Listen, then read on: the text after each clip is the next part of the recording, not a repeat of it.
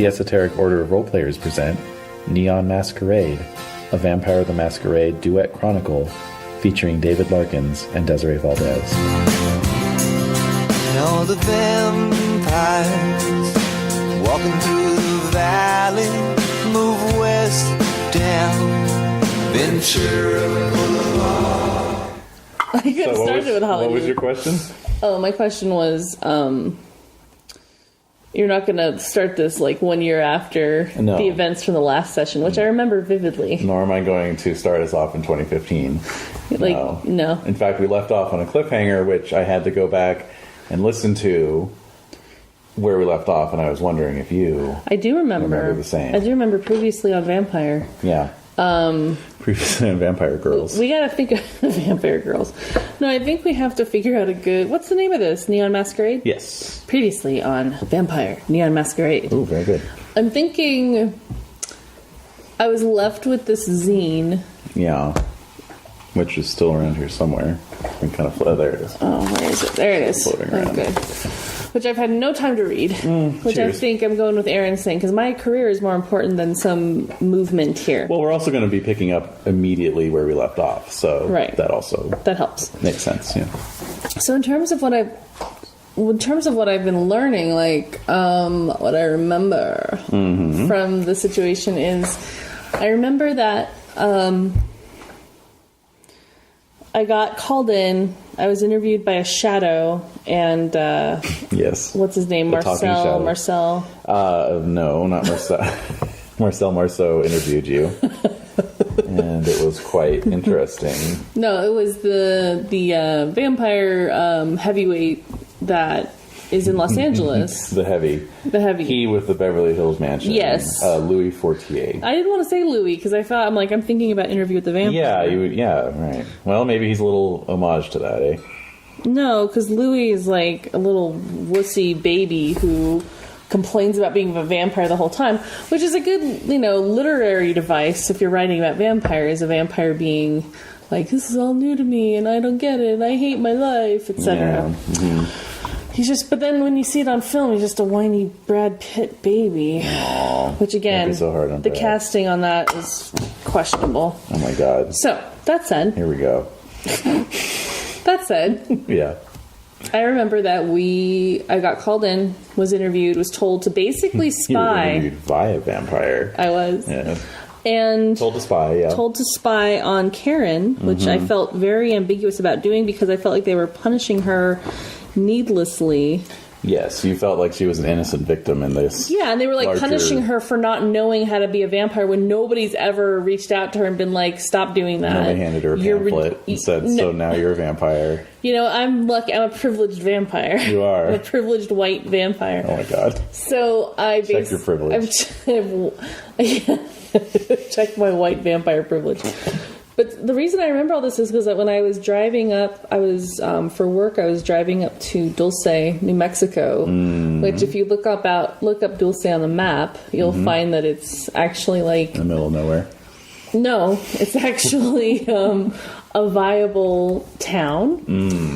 The Apache tribe, they share that area too. Yeah. And that's the one that has the secret tunnels under it. Yes. Yeah. And Dulce also it's like 30 minutes from Colorado. So basically for my work day, I drive up 2.5 hours just on this one particular day. Yes. And then I drive up 2.5 hours. I drive back 2.5 hours back to Santa Fe.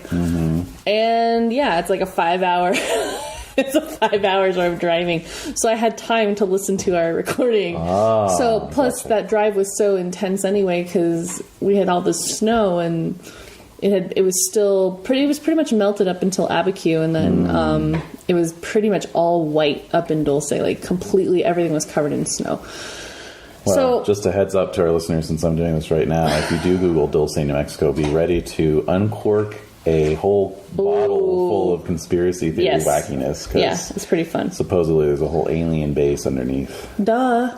Oh, and a really gross picture of a rotting cow. Oh no. A bunch of flies coming out of its anus. Well, here's the deal. The thing with Dulce is that it's an agricultural town. It's very farm. It's very rural. Like the kids wear like frickin' cowboy boots and stuff. Right. to high school, and unselfconsciously and unironically. they do. Yeah. I mean, it's part of it's a way of life. So I say all that to say that that's very far removed from the urban valley landscape of Los Angeles. That's right. Way to bring it home. And All right. and so it was like transporting me, because during that drive I really do have to kind of like dissociate, because it's a very long drive. Yes. And it's very monotonous. Yeah. And I mean, it's beautiful. Sure. But it can get a little monotonous. So, but anyone who has a chance to travel to Dulce from Santa Fe, take it, because it's one of the best drives year round. Aside from the iciness, it's one of the best ways to see the state. But Cool. for Los Angeles, Yes. driving 2.5 hours out of LA, Well, depends on which direction you go. I mean, Could end you up in the ocean. yeah, Could end you up in the high desert. Could end you up in San Diego-ish, well, I was a going to little say further. yet more urban landscape. Yeah. Right. If you go south, and if you go north, you kind of just end up in the Central Valley, I guess. Yeah, I Or think the coast. yeah. Depending on which way you go. True. So I think at this point, I mean, in terms of like where Aaron is geographically, that's where he is geographically. Mentally, he is like really thinking like, I don't want to be, this isn't the kind of vampire I want to be. Like all the things that he's seen so far, he has not been impressed Be with. the best vampire you can be. It's very American, but, It is. but Well, it's- and that's where we left off, is that you basically left 48's mansion. They somehow, I didn't go back far enough to remember why. oh, I'll remember what. Somehow you were basically had no clothing.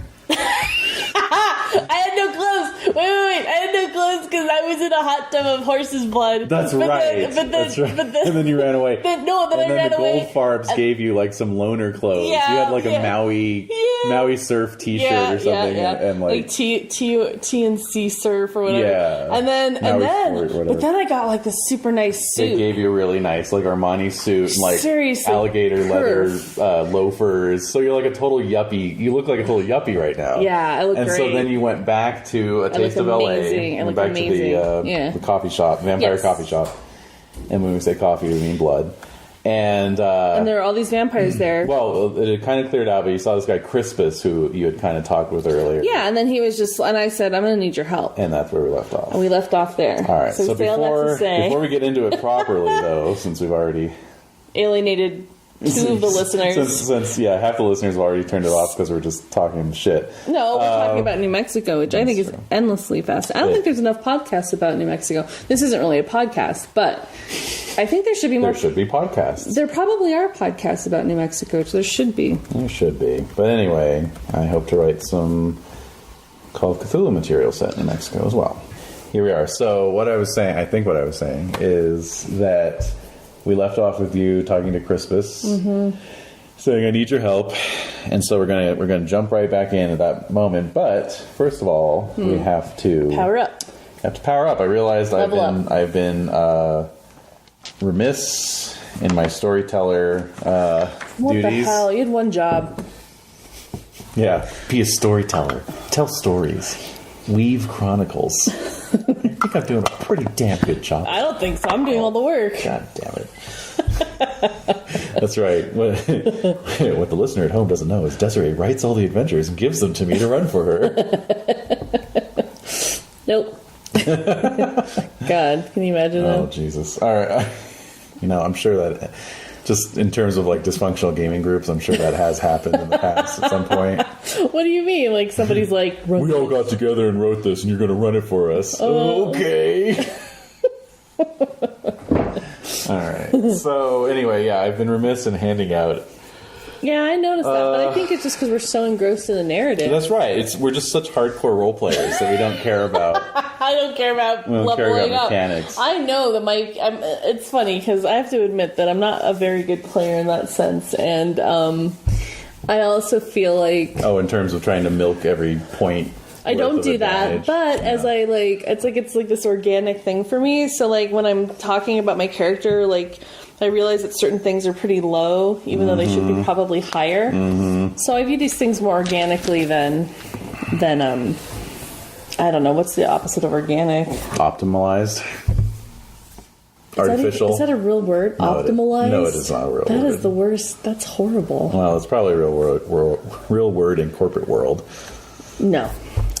So that said, Optimized is the. I guess just augmented in an artificial way. Right. When I feel like it's more organic, but nobody's listen to my gaming philosophy. So Your strange fractured take on. and rambling about my road trips for my job. All right. Lord Almighty. So All right. we're off to a great start. We are. So experience points. Yes. So this game uses experience points. And basically, at the end of each chapter, right, of this chronicle, I'm supposed to hand out experience points to you. You get 1 point automatically. Oh, goody. 1 whole point. Thank you, do. Master. Then you get... and then I'm supposed to ask you what your character learned in the course of the night's events. What have you learned? And you get 1 point for that if you can answer satisfactorily. Oh, my If God. I agree with the answer, you get a point. I love it. You know what? Screw that. I think you should agree with everything that I've... Hey, and I've been talking to you about my character. Yes, you have. Then you get 1 point for role-playing. Okay, I do. All right, that's another point. Yeah. No, I'm going to give you your full point. Wait, no, oh. And then you get 1 point for heroism. Oh, I was not very heroic. You have not been heroic at all so far. So, and then at the end of the story... I've run away. Yes. I run away. So at the end of the story, Sorry. and then I kind of discussed that last time, that I've sort of envisioned this being broken out into three arcs of 5 sessions each, right? Right. And so when the first arc, the story, if you will, ends, then you get a few more points. Okay.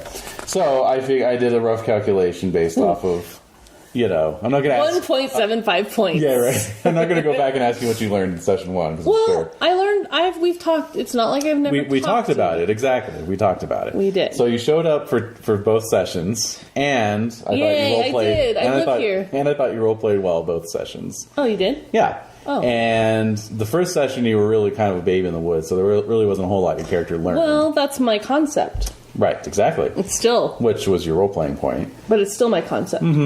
And then but the last session, I thought you did definitely learn a lot in terms of Vampire Society and so forth. So that comes out to 5 points. So you have 5 experience points. So I'm skeptical about all of this, but go on. Cool. All right, so let me just kind of go over what you How can I do. use them? Yeah. So you spend them. It's currency. You Cool. spend them to further optimize your character, and I'm glad you're taking with that phrase. it's in the lexicon now, baby. All right, so there's a sliding scale for most of these in terms of increasing attributes, abilities, Okay. disciplines. Yes. Virtues, willpower, all of those can be bought up, and they basically go off of a current rating times something. So willpower is actually pretty cheap to buy up. It's just your current rating. So, like, what's your willpower right now? Like your full willpower. I don't know if you spent any, but I did spend 1. It's 4. 4. My blood pool. Can I add it to my blood pool? No. That's bullshit. Blood pool comes through gameplay. So you would have to spend 4 experience points to give yourself willpower 5, right? I'd have to spend... Your willpower currently is 4, right? Right. So you'd have to spend 4 experience points to boost your willpower by a point. No, that's so not worth it. Oh, well, it gets worse. It gets worse from there. Does willpower ever get built back up through gameplay? Yes. Okay, Yes. so I don't care about that. Yes. No, Not that's gonna fine. do It'll that. come Why back would I on use its own. my experience points for that? But, like, I see your strength there is a 3. Yeah, I need to boost up my strength. So if you wanted to boost your strength, that is current rating times 4. So you would have to spend 12 points to boost your strength up to 5. Of course, 5 is...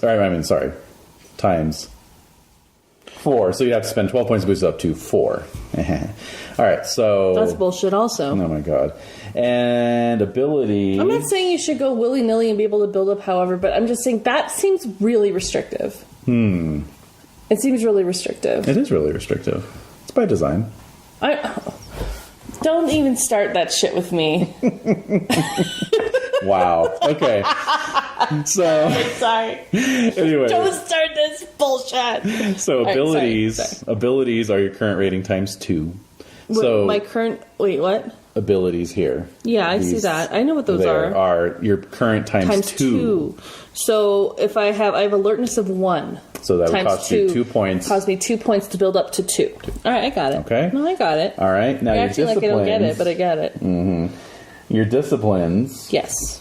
To boost a dot in your discipline is your current rating times 5. Wow. So you have a dot in each one of your disciplines. So you could actually get a second dot in any one of those disciplines. With if I spent 5. all my experience points. Correct. Which I think I should have more experience points now based on... We've done 2 sessions. I only have 5 experience points. That seems pretty rude.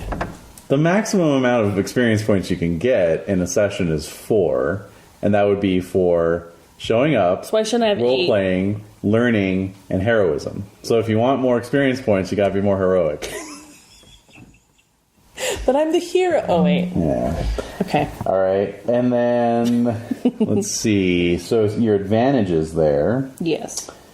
Fame, Right. generation, retainer, Yep. and allies, which is Derek, which we haven't seen or heard from Derek. Not in the last session. I'm a little worried about him, to be quite dear. honest. Okay. Well, your virtues there, your conscience, your self-control, and your courage, those are current rating times. My courage is 4. I've been so not courageous. I've not been playing that very well. Oh, dear. So maybe you should take away one of my experience points for not playing that well. No, that's fine. I'll just keep that in mind in the future. Oh, shit. All right. So your virtues are current rating times 2. Yeah, there's things I'm now looking back on that I could have been better. I could have played that better. We're only 2 sessions in, like you say. You know, that's you're getting to know your character. Yeah, There's but always that sort of breaking in. But I also want to preserve. Like, I don't want my character to die like instantly. So sure. I don't want to be a total idiot and like flame out, literally. All right, go on. What else here? Oh, your humanity score is also times 2, current times 2, and you're at Humanity. 7, so that would cost you 14 points. Yeah, I get the math. You don't have to keep rubbing in how many points that I don't have. It would take to boost things up that would actually help me in the game. You feel like I am taunting you. I do, yeah. You're just like kind of teasing me a little bit with things like, oh, well, you have this, and oh, I see, it would cost you this much. So Yes, no. that's right. Yeah, so that's about it. Oh, you can buy new abilities. So, like, if you wanted to learn larceny or firearms, for example, that costs you 3 points to put 1 dot on that ability and have it. Can I save up my points? Well, of course you can. All right, also with etiquette, what does etiquette entail? Is it like vampire etiquette? Because... Or, I don't get it. Okay. Let's see here. So, in order to be etiquettal and optimalize your etiquette, No. you understand the nuances of proper behavior in both mortal society and kindred culture. Interesting. In many cases, knowing how to broach a topic is as important as the discussion itself, and a person with poor etiquette will never have an opportunity to make herself heard because she doesn't know when or how to interject. The skill is used during meetings, haggling, seduction, dancing, dinner etiquette, and all forms of diplomacy. Well, I have 0 etiquette. Might be a good idea. To So put I am that boosting sucker. some... Well, how much can those be? It's 0. Well, So- you would spend 3 points to get the dot, and then it would actually be 2 points to make it 2 dots because it's current rating Yeah. times 2. All right, I am getting a 2 in etiquette because I learned a lot. You I should. think that Well, you're I think if swimming with the anything sharks. that reflects, Yeah. like, oh shit, I have to navigate. But see, one thing I haven't navigated is with humans. Yes. So how am I going How am I going to? Because my whole idea with this guy is, Do you want to put it out there right now, or do you want to just let it play out in the game? no, because then people are going to hold me accountable and be like, All right. So you want to be accountable? because I've already told you what it is. Well, so sure. hopefully it'll get played out. Okay. Not in a played out way, but Yes, hopefully it'll get played out. It will play out. Okay. So that's it. So you spent your experience I points. did. Okay. And I guess that's that. So under experience down there, you're going to just write in 0 at this point. That's blank. gonna leave it okay? blank, It's okay. blank. I get it. All right. I just needed the sense. All right, so we're It's like, moving along. You're rubbing in the fact that I have 0 points. No, I'm not rubbing I don't want it to in. look at a goose egg like on my. Oh my god. I'm sorry. Okay. All right, here we go. So, we left off with you telling Crispus that you needed to talk to him. I do. All right, so... There and he is. he arched an eyebrow. He did. And... let me set the scene. I already know. I got it. Well, Taste of L.A. Yes, we're at the blood shop. You're in this dimly lit coffee house. There's a stage currently unoccupied. A bunch of macrame hangers with plants in them. Ferns. So it's like the linoleum all like orange and like it's like laminate. Yeah, because this is like a skid. This is on Skid Row. Yeah. This is an old space, Right. and it probably was once like some little coffee shop or something. Mm-hmm. Okay. And then yeah, like big tables with newspapers and chessboards and magazines and so forth. So anyway, Crispus, who is a tall, somewhat intense-looking African-American person wearing a sort of Mandarin-collared shirt and blazer, has arched an eyebrow at you. Okay. I need your help because Louis, well, I'll just say people working with Louis want me to spy on Karen so that they can essentially undermine her or kill her, I guess. Are you talking about Baron Fortier? I was not introduced to him, so I don't know who he is. But it was some guy lurking in the shadows. It wasn't even like a person, it was like a thing. Anyway, they were holding her accountable for stuff that she obviously has no idea about. Which I barely know about. What do you mean holding her accountable? They basically think that she has basically been like a vampire that has been irresponsible and has shown too much to other people or humans, I guess. And so they want to punish her for that. But she obviously has no idea what she's doing. I've been with her. I know. Like, she has absolutely no idea what she's doing. She thinks she's the only vampire in the world. Unless it's just her being kind of crazy and self-absorbed, but I don't know. So they want to punish her for the way that she basically created me.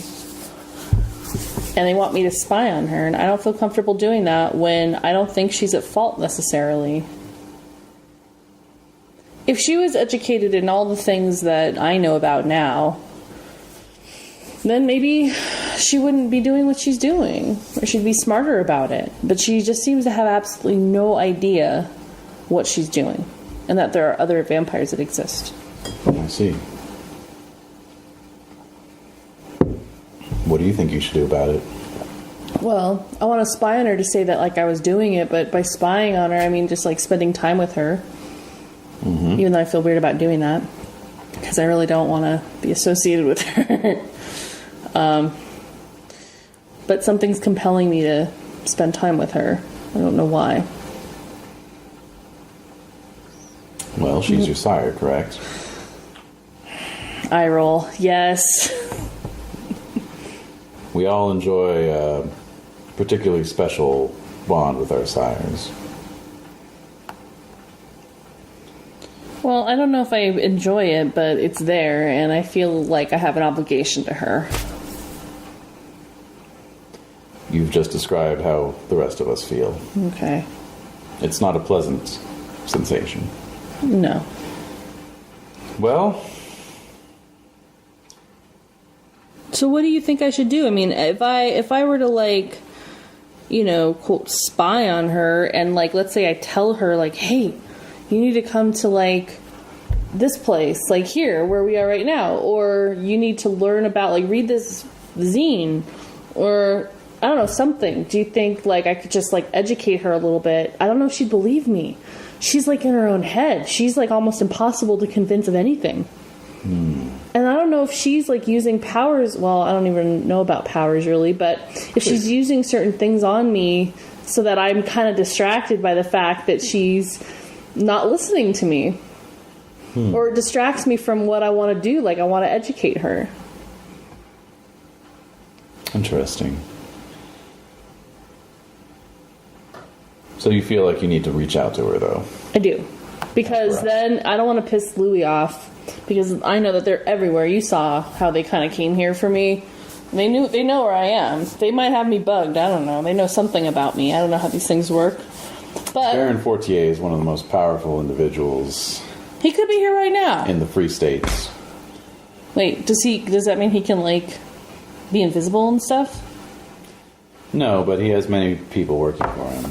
I'm not sure who this shadowy figure was that was at his mansion. Yeah. But he has many contacts. Well, yeah, that's why I'm afraid that I'm, like, kind of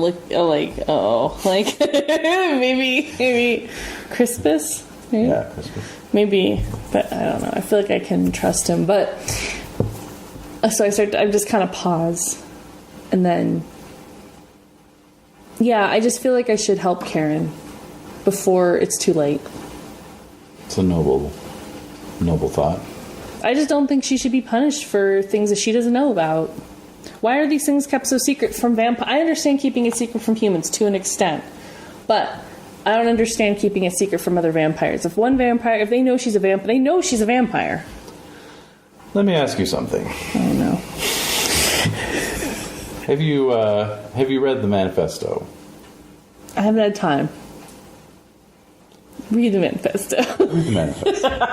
It'll tell you everything you need to know. No. Just watch Conan O'Brien. You'll see. You'll see. Yeah, but I'm all left out after Leno. Oh, God. You have a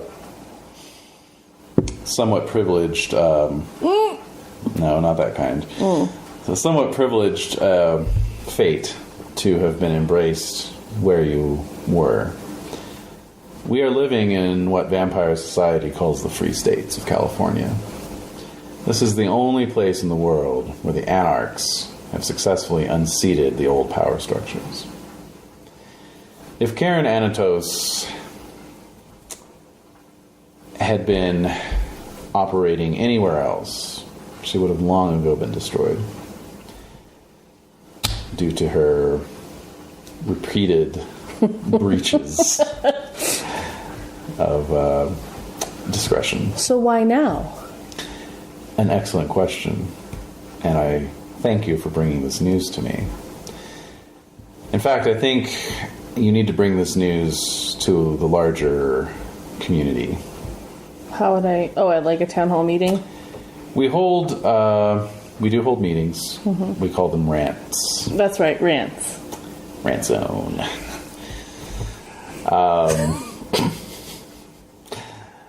The next rant is scheduled for November the 13th. It's a little over a week from now. Yeah. It will be at a club called The Terminal on Sunset Boulevard. Okay. I'd like you to be there. Sure. You are not obligated to speak. You're under no pressure to do anything. All right.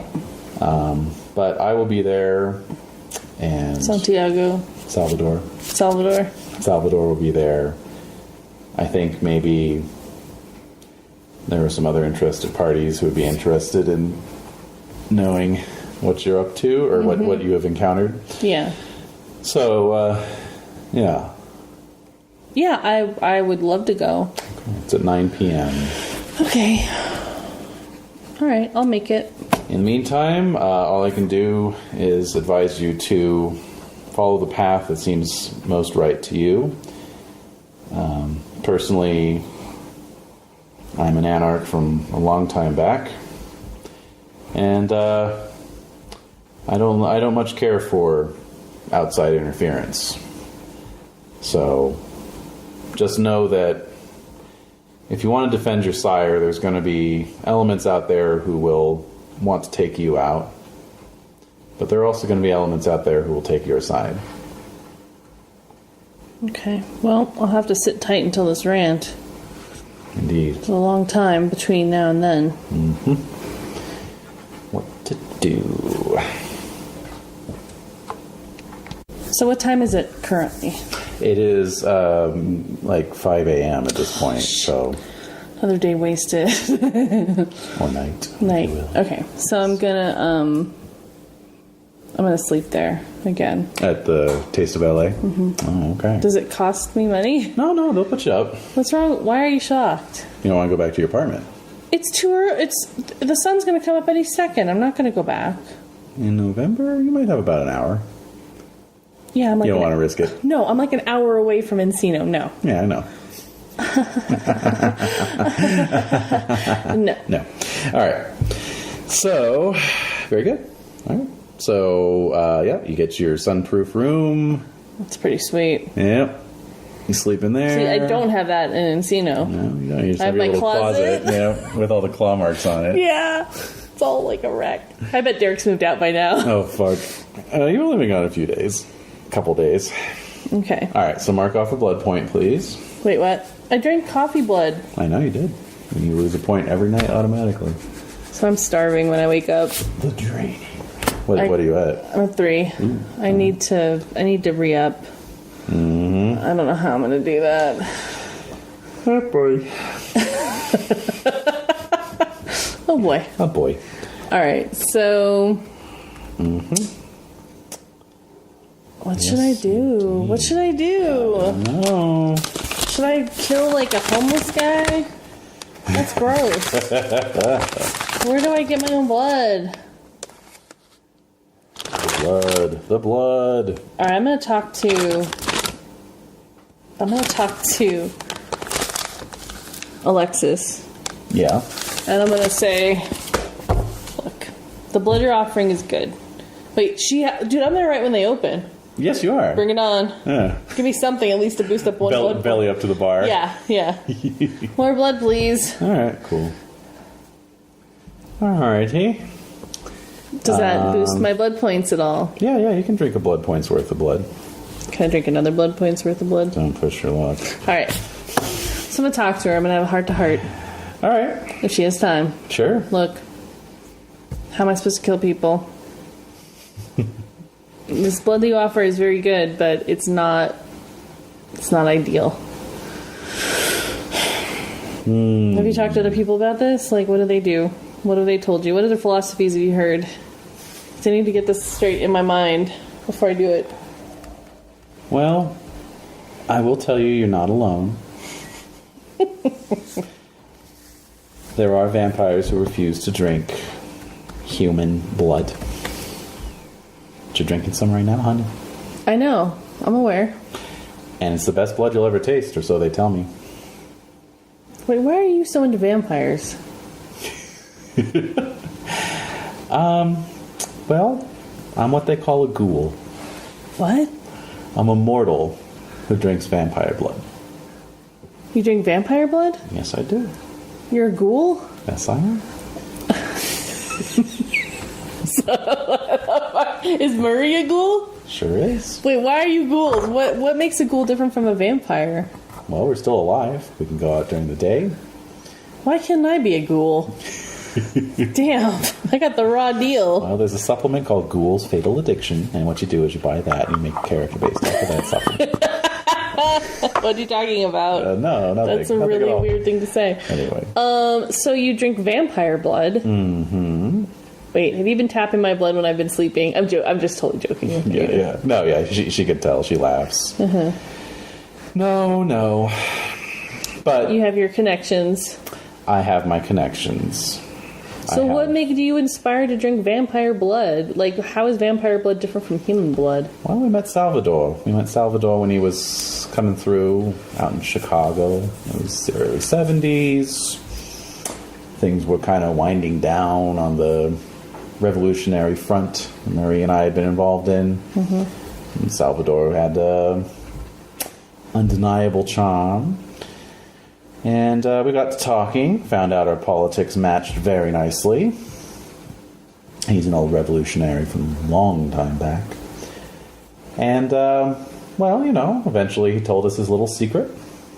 Found out why he always only came by at night and that sort of thing. And we just kind of fell in with him. So we've just followed him around ever since. We've been out here for a few years now. Yeah, well, you can follow him around, but why are you a ghoul? Like, how do you become a ghoul? well, Salvador gives us some of his blood, and we drink it, and keeps us looking young, keeps us fresh. But why did you? You can go out during the day. Mm-hmm. But I drank vampire blood, and I did not become a ghoul. Correct, because you were drained first. Oh, so the vampire blood you drank is supplement to your human blood. That's right. So ghoul is between a human and a vampire. Correct. Why couldn't I be a ghoul? My life would be so much easier. Because I want to act. That's what I want to do. I'm an actor. I know, and you're very good. I love An Invitation to Love. Oh. It's the best soap opera on TV right now. Damn it, it is. Alright, well, this is frustrating to me.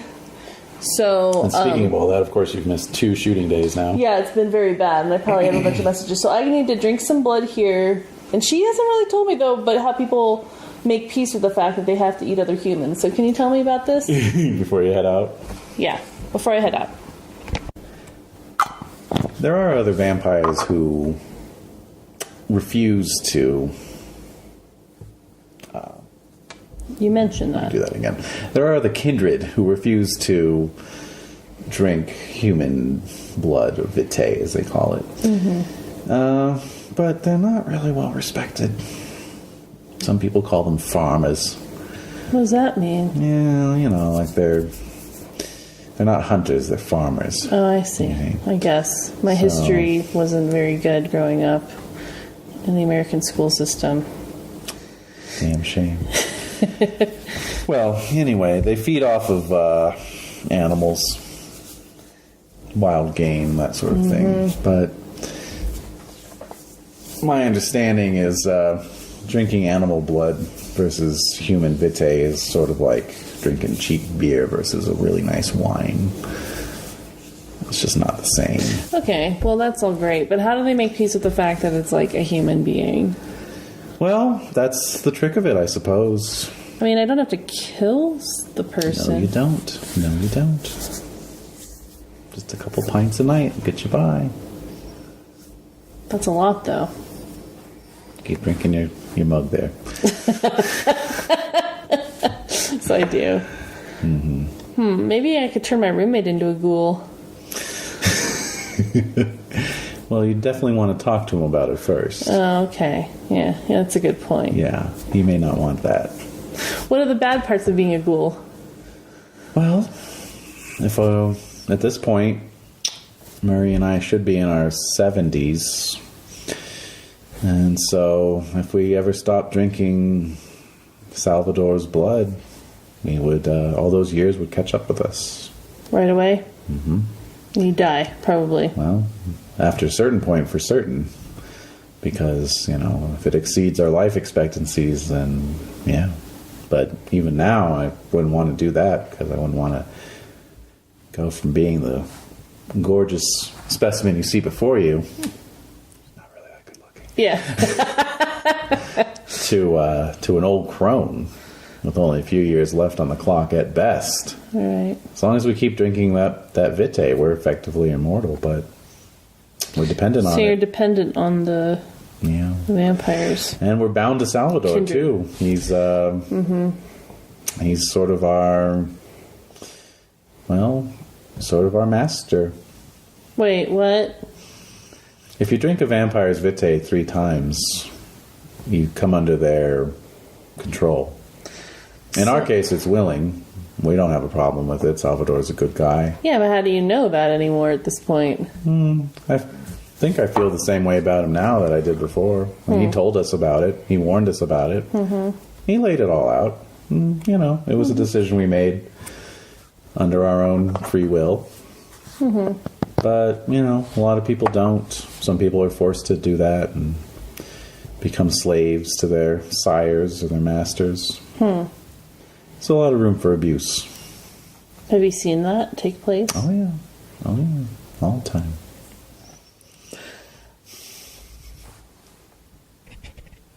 Well, I wouldn't want to subject my friend to that. That would be cruel. Yeah. But I'm not a cruel person, I don't think. But as long as I don't have to kill somebody, then But how can I control it? I don't know. I guess I just have to experience it. Trial and error. It's that's the term, trial. It's a trial for sure. Well, thanks for your advice. I'm gonna head out. All right. But I may be back. Please do come around anytime. Yep, I will. Maybe you'll see me back on the small screen. Oh, I hope so. Yeah. All right, so I'm out of there. All right. You, So I don't have my car. My car is at Karen's. That's right. Shit, I gotta go to Karen's. So I get a taxi. Take the MTA. No. Yeah, call for a taxi. Yeah. All right. So the bouncer, Christian, very large fellow with gingery beard. Is he a vampire? Or Kindred? Doesn't look like it. Okay. There's a discipline that you could use to read someone's aura and tell right away.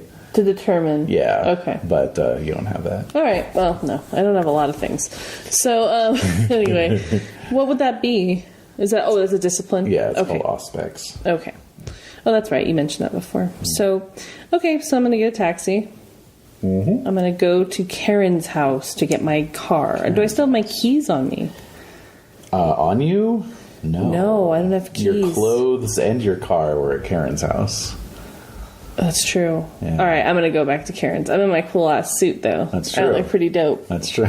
So I'm going to go back to Karen's. All right. It'd be a way to go, hey, are you okay? What the hell happened? Just to see from her point of view, you know, how she's perceiving all this. And then kind of go from there. And then I'll get my clothes and my keys and car and I'll get back to that place. I'll make a call. Okay, anyway, sorry. I'm sorry. Planning it all out. I'm just planning it all out. Just going. It's very boring. So I am going to head back. So I'm taking a cab to her house. You sit in the back of the cab. The radio's on. You realize that it is November 5th, the night of November 5th. It's a Sunday. So shooting is going to resume tomorrow Oh, shit. Okay. at 5 a.m., whatever the call time is, 6 a.m., 7 a.m., whatever it is. Damn. How am I going to do this? And, yeah, so you just right out there listening to the dulcet tones of that late night radio host. What was his name? Which one? The guy you used to listen to. Which, Joe Frank? Joe Frank. Yeah. No, he was usually on in the morning. Oh, he was morning. Okay. Yeah, but he wasn't like a morning person. But let's say that in the schedule In this world of they have him darkness. on in the evening. That's right. That's perfect. All right. Oh man, that's a good reminder. I got to get some recordings of that. Okay, wait, I got to write a note to myself. Write a note to yourself. I'll forget. Do it I'm now. about to forget. Joe Frank. I'm forgetting. All right. Writing that note right there. Okay. All right. All right. Okay. So, yes. And yeah, taxi driver drops you off. Is my car there? Is my car like? You do see your car parked In the driveway. In the drive. You know, it's a big circular Does it look drive. okay? Looks fine. Looks the same you left Okay, so I'm it. gonna go look in my car, like if my clothes are in there or something. Maybe she doesn't want to see me. Or... Yeah, nope, you don't see any clothes Okay. in there. All right, I'm gonna go up to the door. All right, so it's a big semicircular pilastered terrace. Right. A loggia, if you will.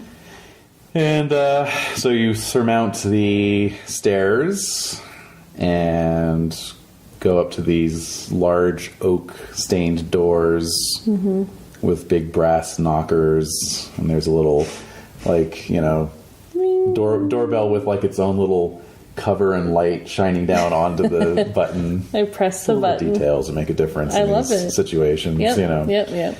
So you can hear distantly the sound. And dogs. Yes, you do hear some dogs barking. So after 2 or 3 minutes, Oh shit. the door opens, and it is Carl Williams. He's somewhat Her agent. jowly agent. Oh man, is he a ghoul? Oh, now I know. Now I think it. I'm like, oh, he's a ghoul. And I'm like, Carl, great to see you. And I walk right in. Oh my god. Yeah. I'm just milking it, you know. Oh boy, let's see. Let's put that down to a roll, shall we? Let's do charisma. My charisma's 4, baby. All right, so you're You're using your charisma. Hold on. Using your charisma and is there a skill maybe that would be? Let me see. Awareness. No. Empathy. No. Streetwise. No. Oh, not streetwise. Performance. Sure. 4. Yeah. Okay. So 4. that's 8 dice total. Difficulty 8 on this one, though. Oh, son of a bitch. Yeah, he's been around for a while. Difficulty 8. Yes. 1, 2, 3. 3. All right. Good enough. Carl, great to see you. So he involuntarily... I'm shaking his head, patting him on the shoulder. Yeah, so he involuntarily takes a step back, which gives you the space you need to because my to get eyes in are all... there. I have sunglasses, too. That's I right. had the Baron give me some cool, like, she had your Ray-Bans. Varney shades. Mm-hmm. And so, yeah, you're shaking his hand, he steps back, and he says, oh, it's you. Yes, it's me. My name We is... weren't sure if you would be back. Here I am. Yes, of course. Come in. Here. Does she have her dogs? Like, are they all, like, there? Yeah. So the what were they? Dobermans come running down, trotting over, and start sniffing at you. So I like how they're, like, totally used to vampires. Like, Yeah. they don't even care. Yeah. Or Kindred, sorry. Kindred, yes.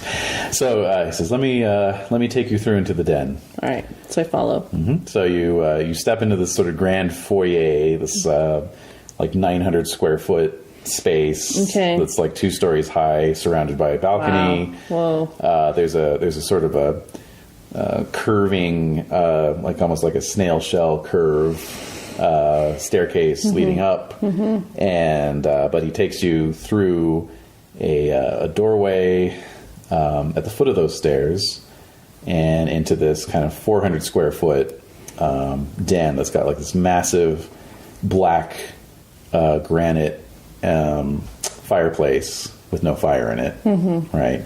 And then above that is I would say other fake logs. there are fake cement logs. Yeah. There's a big like 5x7 oil portrait of Karen. Almost actual size. Almost like, actual size, yeah. She's like short. Was she tallish? She's average size. 5'5". Yeah. Okay. Yeah. I thought she was taller than... I don't think so. Let me check my notes here. It's fine. All right. So I'm taking all of this in, and I think, oh, shit. So even though I was feeling really brave when I, like, brushed in, I start to feel nervous. Like, oh, shit. Like, that there's Karen. Like, it's going to be Karen. I'm going to see her. What am I going to do? How am I going to react to her? Like, the moment she starts speaking, I'm nervous. Like, she's going to do something to, like, totally distract me from why I'm there, Yep. Okay. So, so Carl tells you to wait there. I do. He withdraws. The dogs follow him. He closes the door behind him. Where is she? Who knows? She's in the painting. She's in, like, actually an alcove. She just turns around. It's you. All right. So yeah, there's 2 other sets of double doors off of this room. A couple windows on the south wall looking out into the drive. And obviously ample leather couches, chairs. Take a seat. Yeah. All right. So there's a mantle-mounted clock. Yeah. Ticking away. You watch as the minute hand slowly turn. And a half hour later... Oh, no, she didn't. No. A half hour later, the double doors on the north wall swing open, and Karen sweeps into the room. She is wearing all black. Okay. She is wearing this very diaphanous robe over like a sort of black silk or satin sort of evening dress. Okay. All right. It's very clingy. And so she sweeps in and she's beaming a great big smile, her fangs quite visible. She comes in, Aaron, darling. Oh, no. Come to Mistress Black. Yes. She sweeps you into a hug. Aw. And feel her jubblies pressing up against you. Please. Oh my goodness. And she steps back. Let me get a look at you. She's clasping you with her hands. Okay, so I'm trying to pretend like I'm totally chill with this. Yes. I'm totally cool. I'm like, yeah, like, look at give me. me another acting plus performance roll. Like, look at acting plus performance plus charisma roll. Look how good I look. Difficulty 6. Okay. Like, yeah, look at how awesome I look. Mm-hmm. 1, 2, 3. 3 again. Is there a 1 there, though? There's 2 ones. So those will cancel out 2. Oh, shit. Remember so that. 1 success. All right, so you barely pull it off. You barely pull it off. Ah, look how great I look. Yeah. Look at me. There's like a half a beat where she's like, But then it's all good. Okay. So she says, can I get you something from the bar? Oh, what do you have? So she walks over to the other set of double doors, pulls those open, beckons you to follow her. Uh-oh. You enter a small kind of hall space. Mm-hmm. There is a bar kind of set into this alcove that sort of shares a space between this area and then this grand ballroom that you can see beyond. Oh, jeez. Yeah. Okay. That's Parquet huge. floors and wow. Yeah, the whole 9 yards. So she steps behind the bar and flicks a switch and some lights flicker on. And you can hear some glasses clinking and so forth. And she brings the glasses up and says, "Well, of course we'll need something fresh." And she hits a buzzer, and about a few seconds later, this real tough-looking guy, like one of her bodyguards, comes in. He says, "Yes, Mistress Black," and she says, "Yes, Esteban, give me your arm." And he just like unhesitatingly sticks it out, and Are there scars on his arm? No, she sticks her finger into his arm. Oh man! And then when she withdraws it, blood starts pouring out into the glasses, and she just basically uses his arm as this little she talking to me? dispenser. Yeah, exactly. Yeah, like not even really. Yeah, just like she's fixing a drink. Yeah, like we were very worried about you. We didn't know what happened to you. I was worried about you. Yes, and then she lifts his arm up and like licks it, and you see that the wound has completely disappeared. And she says, "That will be all, Esteban." And he turns around and leaves. Ooh. How much blood is there in the cups? Not enough for a blood point. So I drink it. I just Knock it back. Yeah. It's not a shot, darling. I know. I'm sorry. I'm just so thirsty. Oh, you poor dear. Well, honestly, you have a home here, and you're always welcome here. Always. I know. I understand why you ran away, but you have to understand that you have powers now, just like me. You and I, we have powers. There's so much more to this than you realize, Karen. What do you mean? Well, before I get into that, what happened that night? I don't know. I honestly don't know. The police raided my house. So how did you get out of there? Well, of course, they didn't seem to come to want to ask nice questions, so I had to defend myself. What did you do? I did what I had to do. Which is what? I defended myself. I defended my property. How did you do that? With tooth and claw, darling. Tooth and claw. What does that mean? You saw me. That's true, actually. So when did you learn how to do that? Maybe, oh gosh, has it been that long? 20 years? 30 years? Yes, it's been a while. You just turn into a dog or a wolf or whatever. A wolf, yes. Sorry, a wolf. And, wow. So the police haven't come back to ask you more questions? Well, no, I did what I had to do, and they withdrew. Which seems like a very unpolice-like activity. I agree. Frankly, I thought I was going to have to give this place up. I thought I was going to have to go on the run, but I don't know. Snapped a couple necks, and that seemed to be enough for them.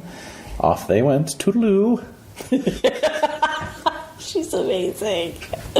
So, Huh. So I'm just thinking about all this. It's probably with a really stupid expression on my face, like Like a Rick and Morty style expression. yeah, Little W-shaped lips. yeah, a little anime, like. Okay. Well, so let's go sit. Let's have a seat. Let's go have a seat. Very good. So she takes you back into the den. You have a seat. Mm-hmm. So you must tell me what you've been up to. You took a dive over the side of my back terrace. Yeah, I was a total coward. I'm so embarrassed. Not at all. There was a helicopter. There were assault rifles. It was pretty weird. It was. But again, bullets can't hurt you now. Well, I take that back. They sting something awful. It's like getting a bee sting. But they're not going to kill you. Well, I mean, that's all well and good, but what if we had got brought in for questioning and they didn't realize that and, like, the sun was out? Oh, they weren't going to bring us in for questioning. That wasn't going to happen.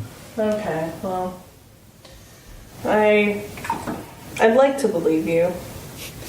Good. Oh, yeah. So, I guess my main question is, how are you feeling about everything? Still a little shaken up, if I'm going to be honest. Mm-hmm. That's never happened before. Right. Carl said you guys weren't expecting me to come back. We feared that you wouldn't come back. Why? Why wouldn't I come back? Oh, I don't know. I mean, that was a pretty terrifying experience. True. I have your clothes, by the way. Oh, yeah, I do need those. Can we get them right now? Certainly, but I must ask where you got your current outfit. You look very sharp. Yeah, well, so okay. So I'm a little I want to impress her. And I don't know why. It's annoying. Yeah. But I'm really happy that she noticed that I look good. And again, feeling kind of embarrassed, but at the same time really proud that she approves of me. Mm-hmm. And so I will say, well, funny story. I actually got these from what's Louis' last name? Fortier. I got these from Baron Fortier. Have you heard of him? Baron Fortier? So I'm looking at her face, yeah. Is he French? European? I don't know, but he lives here. Oh. No, can't say I have. Oh my god, she's so ignorant of everything. Okay, so... Poor dear. Yeah. So I say, well, Baron Fortier is one of us. What does that mean? An actor? No. Yeah. No, he's a vampire like us. Oh. Well, that's not terribly shocking. I figured some must exist. No, a lot more exist. I know this sounds crazy, but when you ask me where I've been for the past couple days, I've encountered a whole society of vampires in Los Angeles.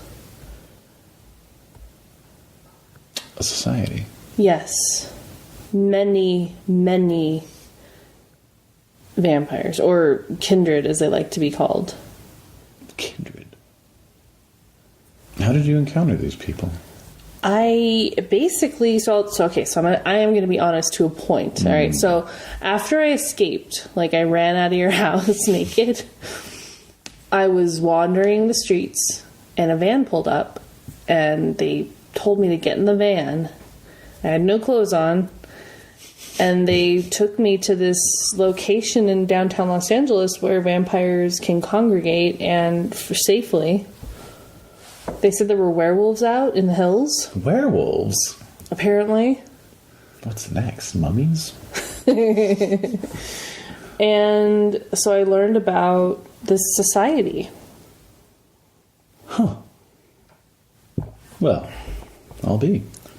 However, the Baron is someone who I met pretty soon after our situation on TV. And he took me under his wing and told me about there being a network of vampires. A network? Mm-hmm. globally. Globally? Not just in Los Angeles, but all over the world. Well, I guess that stands to reason. I mean, I was bitten back in the old world.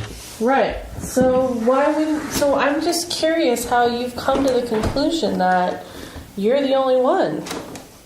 Well, like I say, I sort of deduced that there must have been others, but for all intents and purposes, I'm the only one. I'm the only one I've ever known.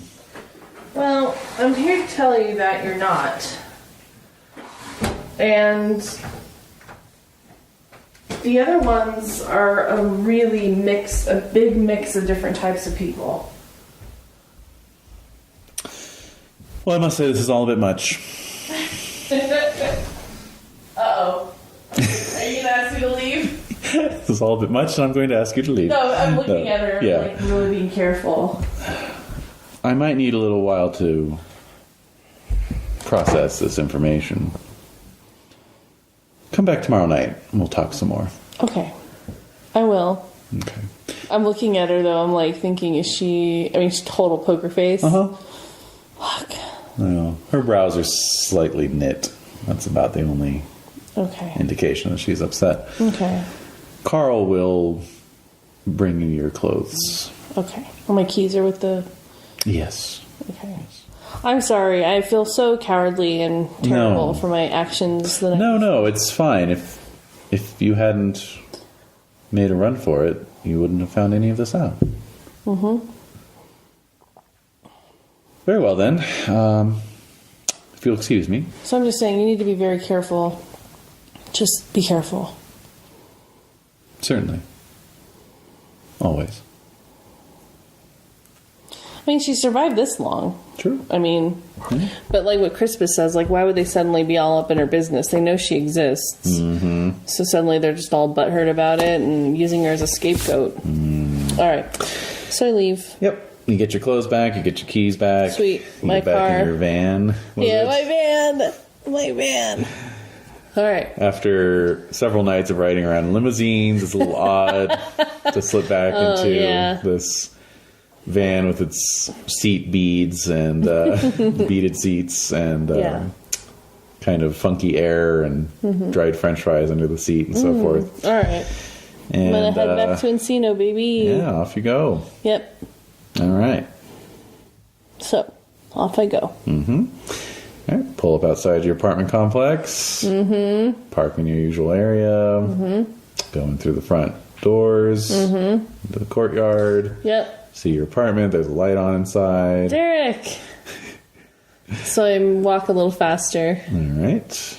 Oh, actually, let's back it up just a little bit. Shit. Okay. As you're walking up towards the front gate, you do see a small furry form in the shadows. Uh-oh. And it lopes out as you approach. And is that coyote. And in its mouth is what looks like a stray cat. And it drops it at your feet. Is anyone seeing this? Like, Streets are empty right now. the cat's dead? Mm-hmm. All right, so without even understanding what I'm doing before I do it, it's just this, like, impulse. Mm-hmm. I grab the cat and I chomp down on it. All right. And I get 0.25 blood points. Yeah, I'm checking right now. Well, it's much like it's much like you've been told. The blood is pretty thin, nasty. It just doesn't taste very good. Well, it's cat blood, duh. Yeah, you get 1 blood point out of a cat. Oh, okay. Well, that's not bad. So you drain it completely dry. So the blood pool is not. It's like I can fill it all the way up to the max. Of course. Okay. Of course. Yeah. All right, I've been maintaining at 5. I've never gotten to 6. So what's your generation? I'll tell you what your max blood is. Generation. Oh wait, I've got it here. 10th. Actually, I think that got modified.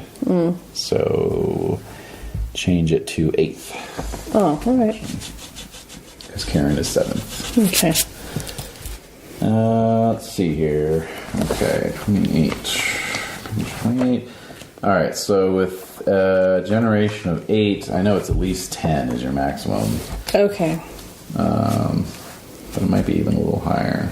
Well, why would that have to do with my generation? Ah, good question. Would it have we'll to have to find out. All right. Well, I thought it would be more affiliated with my clan. Yeah, actually, your max blood pool is 15. Oh, shit. Yeah. Oh, my God. I'm operating at a third of what I should be. And you can spend 3 blood points per turn. Okay. Yeah. All right. So, how much is a dog? How many blood points is a doggy? 2 points. Oh, man. Yep. All right. Well, great. So I look at the coyote. Is the coyote gone after I've drunk it? No, He's just watching me. Mm-hmm. So I'm gonna throw the rest to him Okay. because I'm sure he wants to eat. crunches down on it. Yep. Yeah. So I'm just like watching him. Yep. I'll wait till he's finished. All right. Takes some surprisingly short amount of time. Yeah. Whoop, whoop, whoop. Uh-huh. I'm just staring at him. Or her. Is it a girl or a boy? It's a he. All right.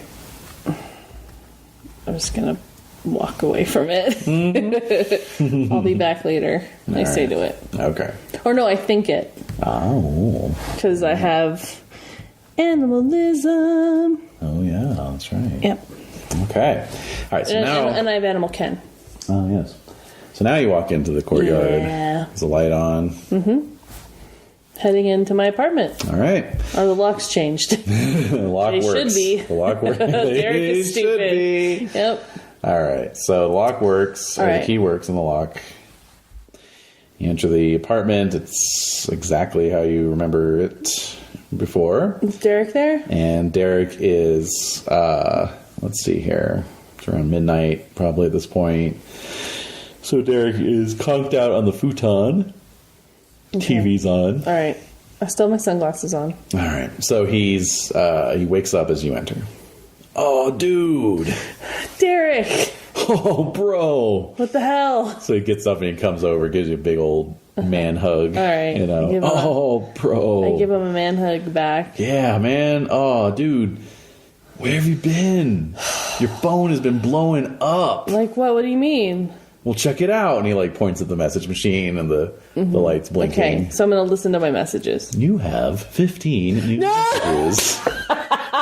Okay. So they're basically just like a string of messages from your agent and from the show producers. Oh, no. Increasingly alarmed. Yeah. You know. Okay. You had told them that you were terribly sick. Yeah. And so, you know, the tone from your agent is... Because I've been gone for 3 days, right? Yes. Okay. Yes. You've been gone for 4 days. Okay. You missed 2 work days because you don't work on Fridays. Right. So you missed Wednesday and Thursday. Okay. And then this is Sunday now. Okay. So, you know, the calls from your agent maintain a level of concern. Mm-hmm. The producers are initially concerned, and then you can hear a hint of irritation in their voices, you know. Like, well, just let us know if you're going to be in on Monday or not. We need to arrange a shooting schedule. All right. Or if you're in the hospital, I don't know. Just give us a call. Okay. You know? All right. So. All right. So he says, where you been, man? Dude, you wouldn't even believe it if I told you. So I take my glasses off. Yeah. Has he seen my eyes before? He has. Remember, he's like, Okay. you're a vampire. Right, so I take them off just because I feel comfortable around Yeah. him. He's like, oh, those creepy eyes. So are my whites also fucked up? If you're in like your animal vision mode, which you said is kind of your default mode, then yes, you have like animal eyes, unless you turn them off. Can I turn them off? Oh, Yeah. I didn't know that. Yeah. They're off. Okay. They look normal. Eyes off. Eyes off. They look normal. They look normal. Yes. But I got to worry about that. Yeah. So the whites get fucked up, too. Oh yeah. Not just the irises. No, it's like monster eyes, glowing red monster eyes. Okay. All right, so he's like, you know, kind of running a finger along the lapel of your jacket, you know, like what you've got to tell me what happened, bro. dude, okay, so I tell him everything. All right. I tell him everything. Montage. Yeah. Oh, hooray. Oh, woo. And then also like, what the hell? Oh, dude, nasty. Yeah, exactly. So I tell him the whole thing. All right. Okay. I said, so now I don't know what I'm going to do. I want to maintain my job. I feel like this is like an illness. And I feel like this is something that I should get,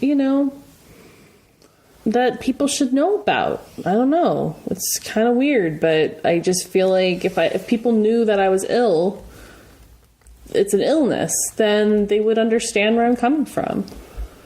Yeah, man. Like I can go with that. I can go with that. Like vampirism's like a fucking virus, right? Like it seems to be. I think I read a book about that once. Oh my god, no, you didn't. Yeah. So I'm gonna tell them about the ghouls too. Like so I kind of joke. So if you want to be a ghoul, haha. I don't know, man. That's pretty intense. Maybe if you get enough character points to upgrade me to. I have to be able. I can't upgrade. Right now he's an ally, which means he's mortal. Right. So if you wanted to make him a ghoul, then you would have to up your. I'm just thinking. See what it is here. Your retainer dot. Because right now you have the dot in retainer for your coyote. So if you added a dot in retainer, that would make Derek your ghoul. Okay. Ghouls. Exactly. So, all right. Mm-hmm. So I tell him that I'm just thinking about that a lot, but I'm like, I don't know how I'm going to work. I mean, when I get to the studio, I'm usually there all day. I'm usually indoors all day. I don't have to go outside, really. I've got an idea. What? I'm a little, between employment opportunities right now, right? Mm-hmm. You get me on the set and give me a guest pass or something. Mm-hmm. I'll do any kind of like gopher kind of shit you need. Like, that's a great idea. Just stay in the soundstage. I mean, those things don't have any natural light, right? There's no windows or anything. No, never. Yeah, so just like fucking stay on the soundstage and like. Plus, we also have our trailers though too. Yeah. But sometimes the way that's more of like a movie set. So television set, the makeup and everything is in the same building as the studio. Sure, it'd be like a permanent setup. Fixture. Yeah. So I think it's a great idea, Derek. So I'll help you out, buddy. I'm gonna hire you, dude. I'll be your ally. Yes. So, all right. So tomorrow you're going to come with me. I'm going to call. It's midnight now. I can't call anybody. I guess I'll call my agent. Agents are used to getting calls. That's right. So I'm going to call my agent. What's my agent's name? I don't know. I don't think we've even created him yet. No. Or her. I'm picturing her like the agent in Master of None. Just like doesn't take any shit. Who's that? I forgot about that. She's like in one episode. It's the one with the ethnic slur email where she's like, you have to use this as blackmail or else nobody else will. Oh, yeah. Who was that actress? Who was that? She was really familiar, and I was like, oh, it's so-and-so. Yeah. Like, I'm so glad she has work. Oh, she was, she's in Orange is the New Black. Oh, that's right. Okay, so she was great. No, somebody like that. Yeah, so somebody like that. No nonsense. Yeah, exactly. Used to working with these kind of low-level... Yeah, because they're soap stars at this point. Yeah. So, but, so I'm going to call her up. Okay. So her name's Olivia. Very good. So... All right, so the phone rings about... And maybe we've already created my agent, but oh well, we're creating a new one. I don't think we have. No, okay. All right. So the phone rings about 10 times. And then you can hear like... kind of being shakily taken out of the cradle. And then like, hello. Olivia, it's Aaron. Where in the hell have you been? I've called every hospital in Los Angeles. And even a couple in Orange County. Let's say I was in the hospital, okay? We'll just say that. Listen, you're not getting mixed up in any of that kind of shit. No. Just let's say I was in the hospital. I can explain everything later. I promise I will make everything make sense later. But you have to smooth this over with my peeps. An invitation to love. I need to keep this job. And I promise you, I will be there every day. I will be completely fine. I will perform. I will do everything I need to do to keep this job. Every year I promise myself I'm not going to make any more excuses for any of my dumbass clients. But you're making some good money on that show. I know, right? So keep me on, smooth everything over as much as you can, and I will be there. I promise. I will not create these problems for you. In this way. In this way. In terms of... I may create other problems in ways the of, like, in future. terms of absences, I will be there. Fine. Just show up tomorrow. It's a 6 a.m. call. Right. You know the drill. All right, I'll be there.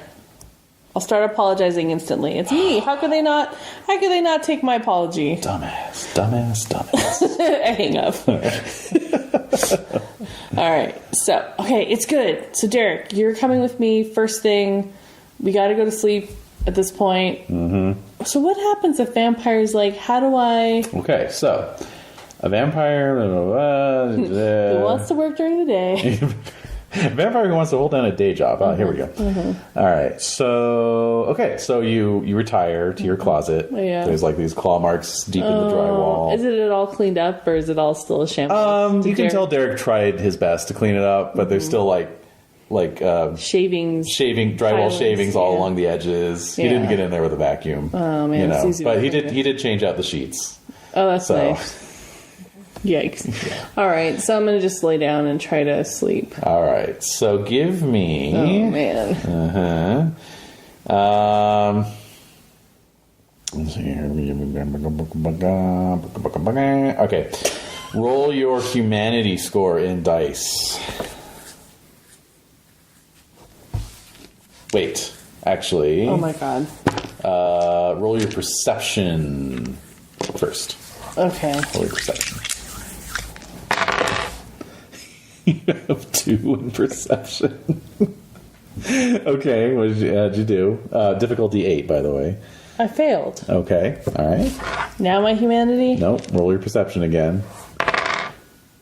Nope. Okay, keep rolling. Uh-oh. Well, I made 1. Okay, well, let's see if this is a 1 to cancel out that one you just made. It's a 10. Heyo, boom. All right. So, like, you will yourself to sleep at night, and it's kind of hard. It's like trying to sleep during the day in a lot of ways. But eventually, you kind of slip into your, full-on sleep. Mm-hmm. And I set an alarm for myself. Mm-hmm. Next thing you know, you're on the futon. Derek is like slapping you across the face. Oh. And your eyes kind of flutter open. He's like, bro, I've been trying to wake you up for like the last half hour, dude. I'm on the futon? Yeah, I dragged you out of your fucking closet. I was like pounding on the door for like 5 minutes. We're fucking late, dude. And he like points at his little flip clock, his little analog flip clock, and it's like 7:05. No! So now I'm going to need to make a humanity roll. That's your humanity pool. How am I going to get to work? I hate you. Oh my god. 1, 2, 3, 4, 5, 6, 7. Okay. Difficulty 8 again. Oh my god. Alright. I have 1. Oh, okay. And I have 1, 2. Okay, so I have 1 success. 1 success. That's all I need. All right, you feel incredibly lethargic. You feel like you are coming out of anesthetic, basically. Oh my god. And basically Derek has to like put your arm around his shoulder and lead you out. Is the sun coming up? And the sun is up. So... No. So do I instantly wake up? No, you don't. But what I'm going to need is... He's not even thinking about it. He's just like, come on, man, let's go. And he opens the door and all this sunlight floods into the room. Jesus. So... God damn. So I'm going to need a frenzy check from you. This plan is going pear-shaped very quickly. Frenzy? Uh-huh. So, let's see here. Where's frenzy? Well... Frenzy is its own thing. It's not on the sheet here. Yeah, no, it's not. All right, let me just grab that right there. Because you remember Root Shrek, right? Mm-hmm. Fear of sunlight and fire. Uh-huh. So, what you need to do is make a self-control roll. Okay. And it's going to be... Myself, I have 2. Okay, it's going to be against difficulty 8. Oh, God.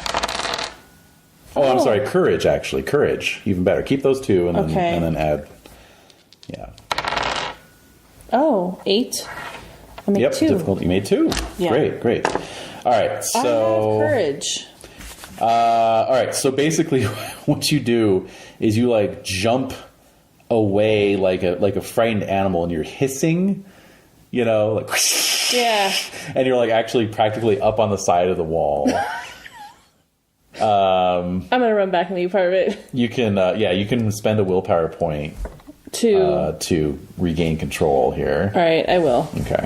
I am going to get back in the apartment. Okay. So Derek, like, slams the door as soon as he realized what he did. Mm-hmm. Oh, my God.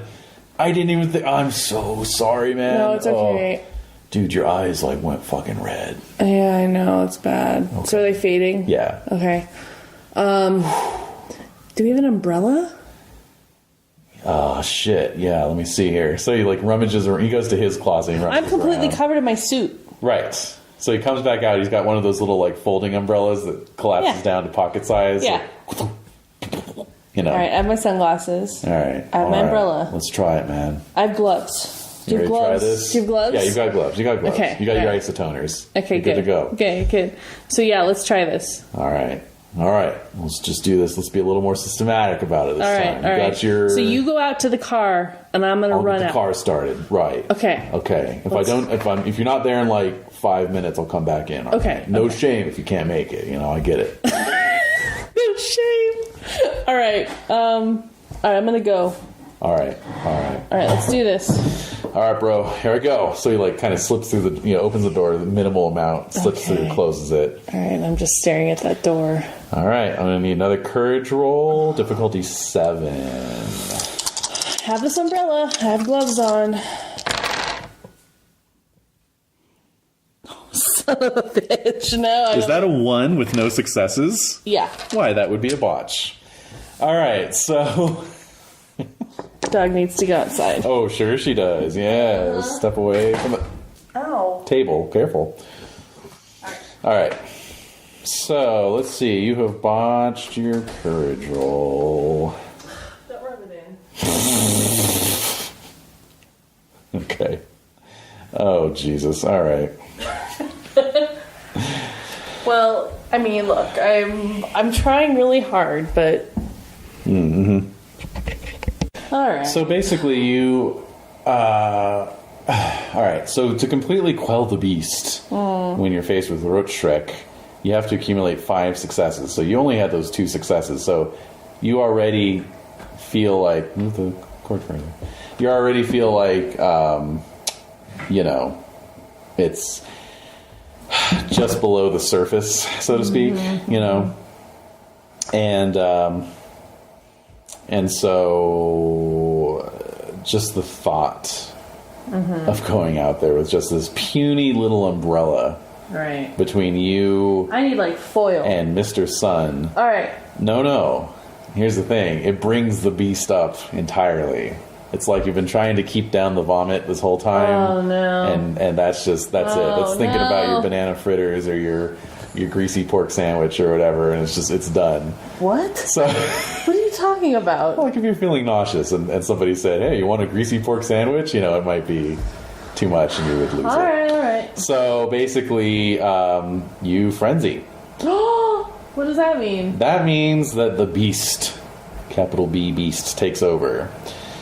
Okay, so you have turned into a monster at this point. You are all but hulking out at this point in the apartment. No. Of course, Derek said He'll he'll be come back back in 5 minutes to check on you. No.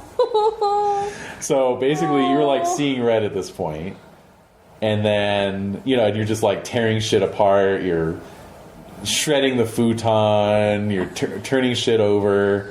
And then you're dimly aware that the door is opening. Of course, that only increases your frenzy. Because I'm scared of the sun. And so what you can do is you can spend a willpower point to give yourself 1 turn of control. I am going to control it. Okay. And so what do you want to do with that? I'm going to yell at Derek, say, "Stay out of here!" All right. So he can see you in full frenzy mode. Your eyes are red. Your fangs are fully bared. Your claws are going on.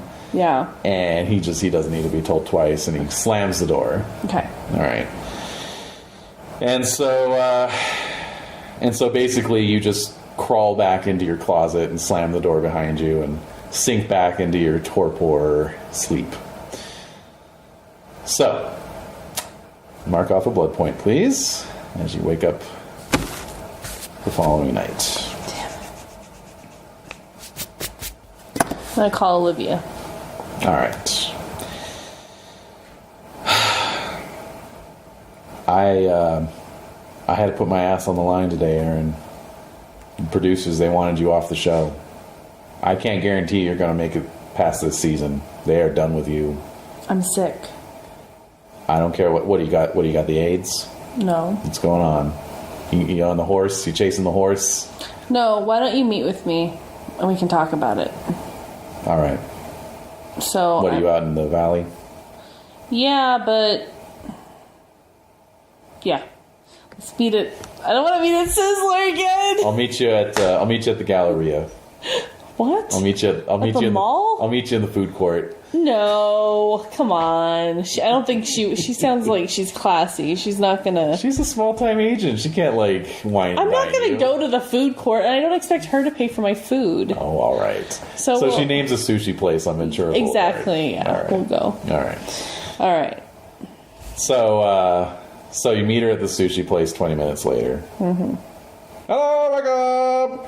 What was that? As you walk in the sushi place, the guys behind the bar. What do they say? What was that? They give you the usual, What's the greeting? hail greeting. I don't know, what do they say? It's just usually like just this barrage of hello and welcomes. That's true. Yeah. Anyway. In Japanese. Sometimes. Most of the time. Alright, so anyway, you spot Olivia sitting in a booth. Mm-hmm. What does she look like? She is a middle-aged African-American. Well, late 30s. African-American. Middle-aged to you. Bit on the heavy side. She's a voluptuous woman. No, she's a voluptuous woman. She's wearing a kind of a power suit, and are you still wearing your Armani tailored suit? All right. It's my only thing I got. Suit. All right, so she's like, her expression's kind of like neutral, but then when she sees what you're wearing, she's like openly shocked, kind of like, what, So you slide into the booth, and she's just like, I can't say I've ever seen a sick guy who looks like you.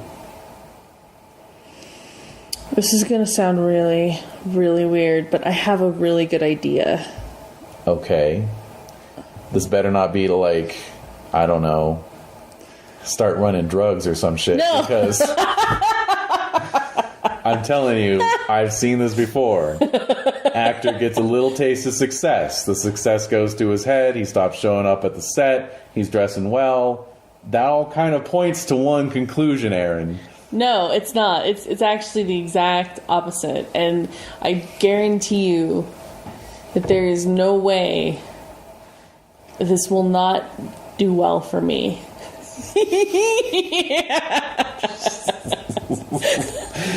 All right, so she's like kind of in spite of herself. She's like, all right, I'm listening. Has nothing to do with drugs. Has nothing to do with AIDS. Could have fooled me. Well, it's not. It's not drugs. Keep talking. Now, this is something that...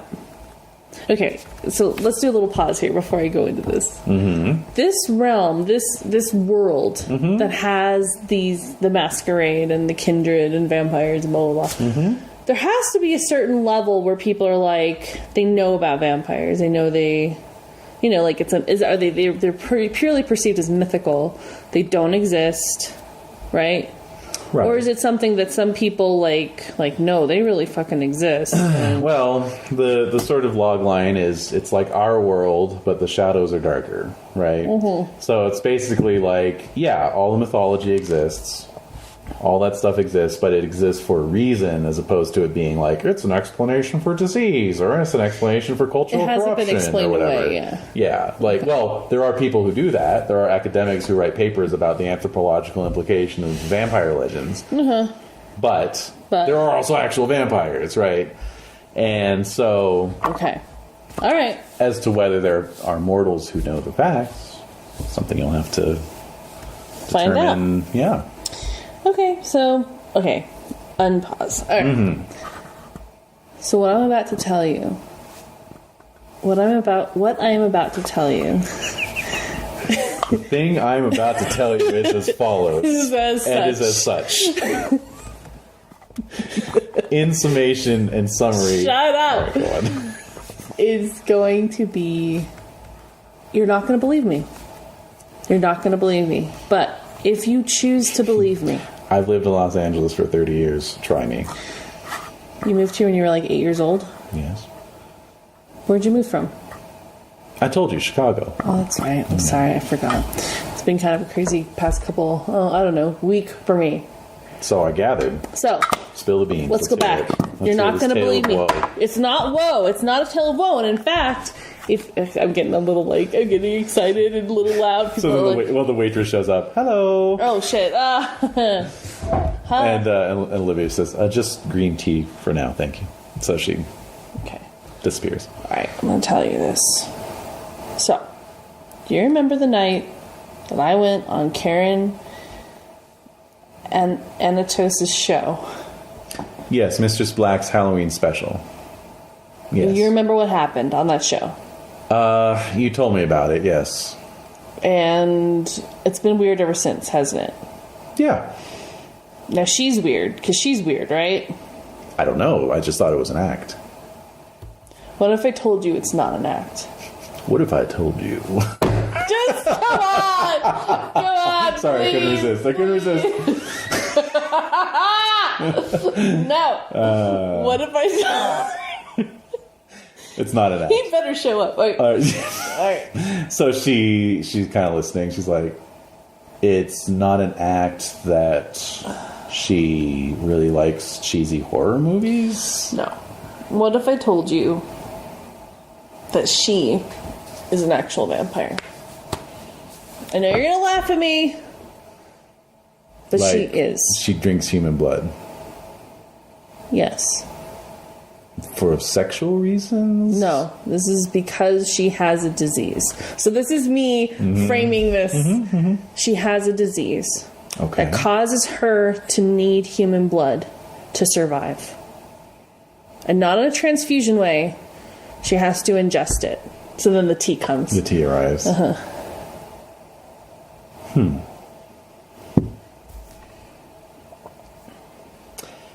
I can't say that I've ever heard of that disease. It's been something that's been hidden for centuries. So there's a disease that compels you to drink human blood, Yes. and there's a conspiracy to cover up the existence of this disease. Yes. Because if people knew about it... Oh Lord, give me strength. Please, Olivia, you have to believe me.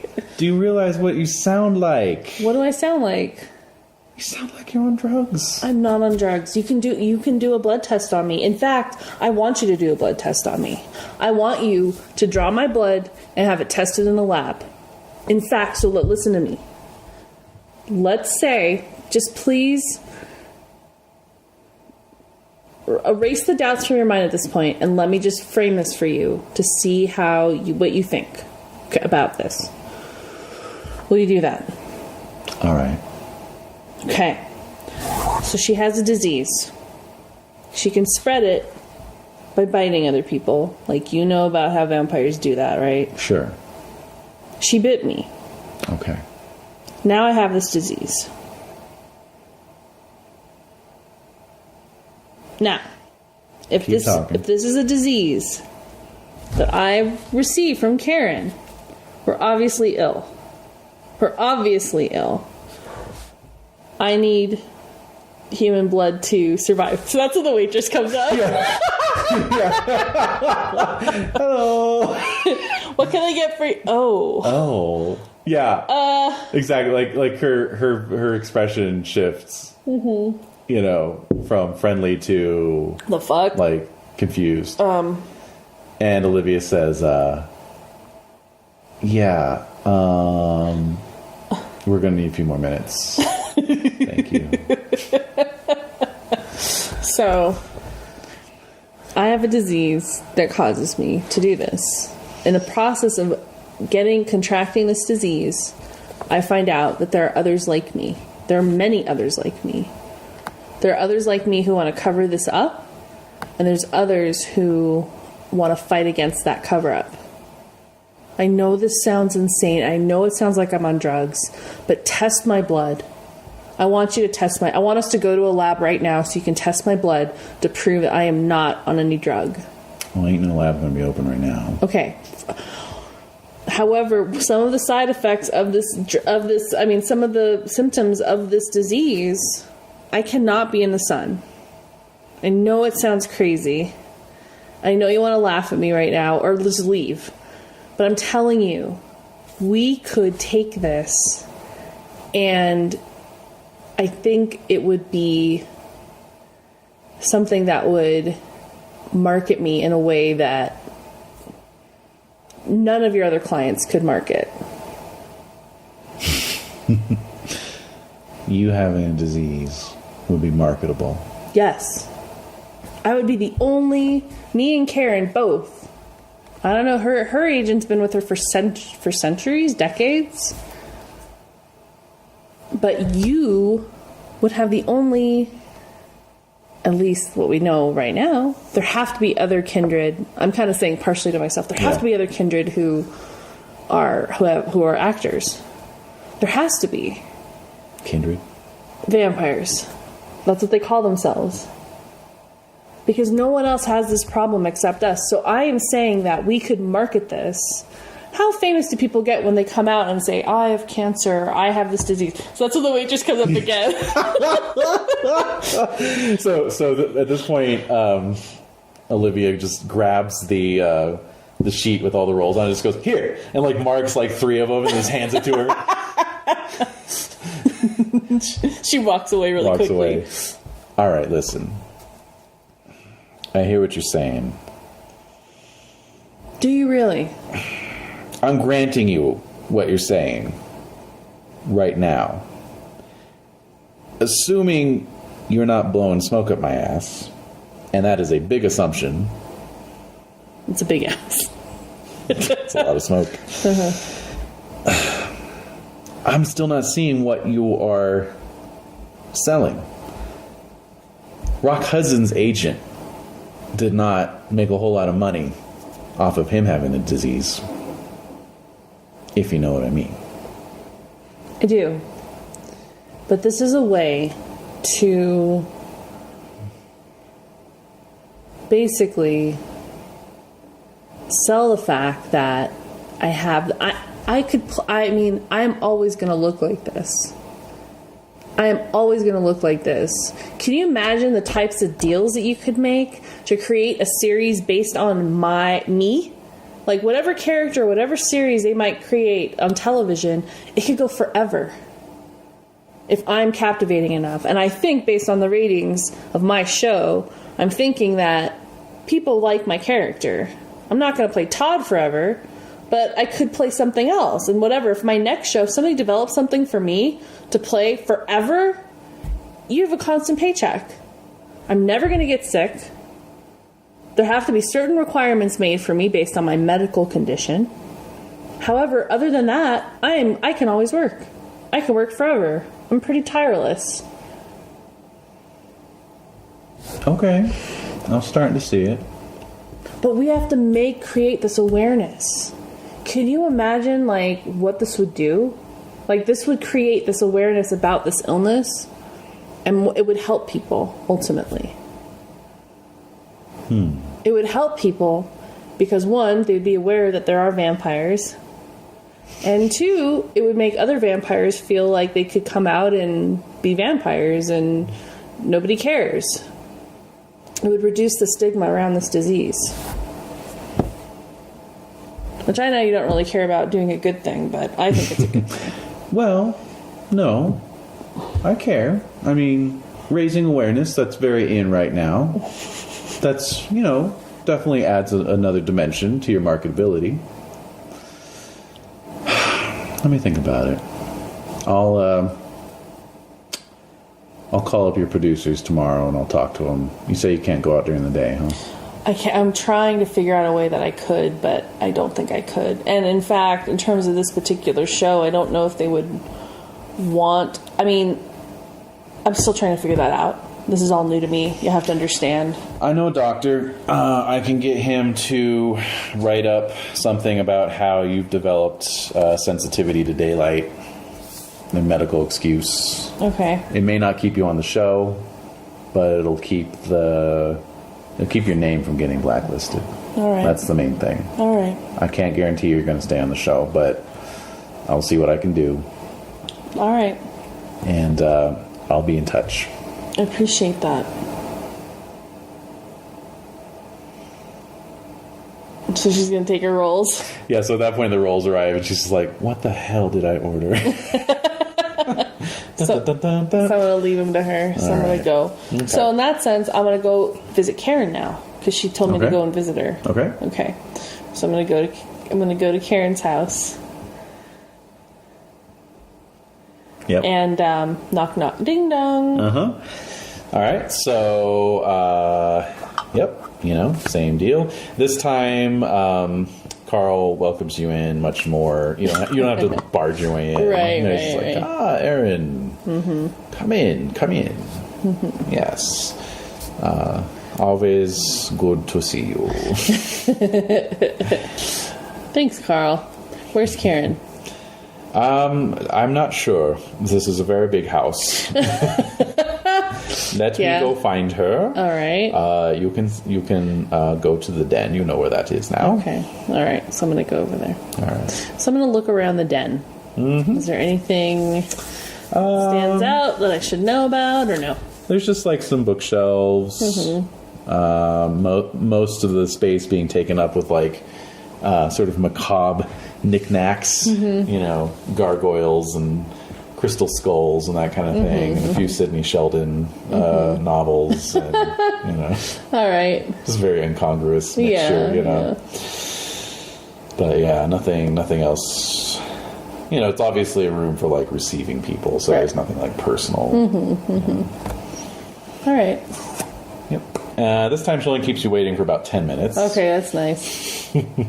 Shows up in a blood red Oh.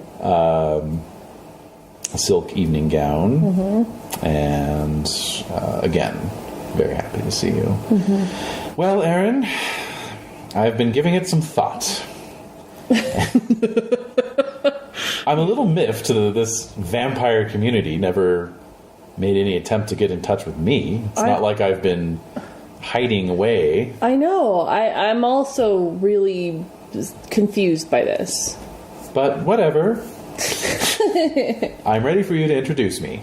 Oh, okay. Well, why don't we go tonight Go? Where? to the club, the coffee shop I told you about? Yes, of course. Coffee shop. Oh, I don't know if I'm dressed appropriately for a coffee shop. Well, why don't you get changed? All right. Yes. Give me 10 minutes. Okay. So 30 minutes later. I was going to say an hour later. Yeah. So she returns wearing jodhpurs and riding boots What the and like a white satin blouse. Is this what people wear to coffee shops? No. It's been a while. Yeah, no, I would say not that. A dress would be fine. Oh, Like, not a fancy dress, just a normal dress. I'm not sure I own any normal dresses. Just a basic black dress and it's not very cold out, so... Oh, like Coco Chanel, a little black dress. Yeah, that's it. I've been meaning to get one. All these years later. I saw a feature in Life magazine talking about it. Oh, Meaning to get I'm one. totally confused at this point. Yeah. All right, just something not like that. Pants and a shirt, or I don't know. She's like, Can I go up and see what you have to wear? okay. Never mind. You look fine. All right, let's Are just... you sure? Well, no. Now I'm not so sure. Yeah, you just look a little strange. Like, not... I mean, the past couple times when I first met you, you had, like, regular, like, clothes. Like... No, she's always been dressed in, like, kind of slinky and form-fitting dresses. That's fine. No, it could be slinky and form-fitting. Yeah. That's not bad. But the jodhpurs are weird. Okay. We're not going to stables. They're Carl's, actually, so... Oh, what the... What? Okay, just find a dress. Find a dress and put it on. He used to be a film director in the 20s. Of course, he had a pair of jodhpurs. Right. All right. So shortly she returns in a black evening dress that's a little less, sexy than the red one she was wearing. That's fine. All right. Let's go. All right. So she has a vehicle, right? Or Carl brings the Cadillac around. All right. It's like full tinted windows. Like okay. Yeah. All right. So you guys clamber in the back, and off you go. All right. So it's a bit of a drive into downtown LA. Right. So we're talking. Okay.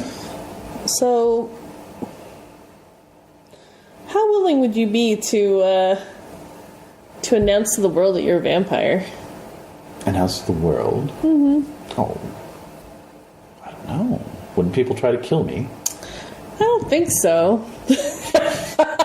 That doesn't really fill me with confidence. Yeah, I'm sorry. I don't know. I'm just trying to figure out ways to continue working. My job is in jeopardy. That's all. Oh, yes. Oh, yes. You're on a TV show, aren't you? Yes.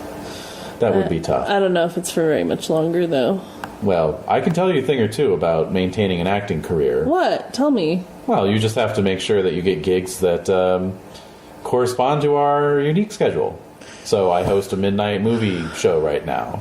Back when I was doing films, I stipulated in my contracts night shoots only. Things like that. You may get a reputation as being somewhat difficult, but that actually increases your appeal. Gets the gossip mags writing about you. You get a feature in Collier's magazine. Collier's! And, I don't think that exists anymore, Karen. Oh, that's right. I'm sorry. I think you'll find the longer you're around, the harder it is to keep these things sorted out. Alright, well... Yeah, you're probably right. So... Yeah, so anyway, okay, we're here. Yeah, the final issue was 1957. It's like 32 years ago. Alright. Yeah. So we're here. All right. And you're there. Okay, So I'm looking at her. Is she nervous? Does she look nervous? She looks a little nervous, yeah. It's going to be okay.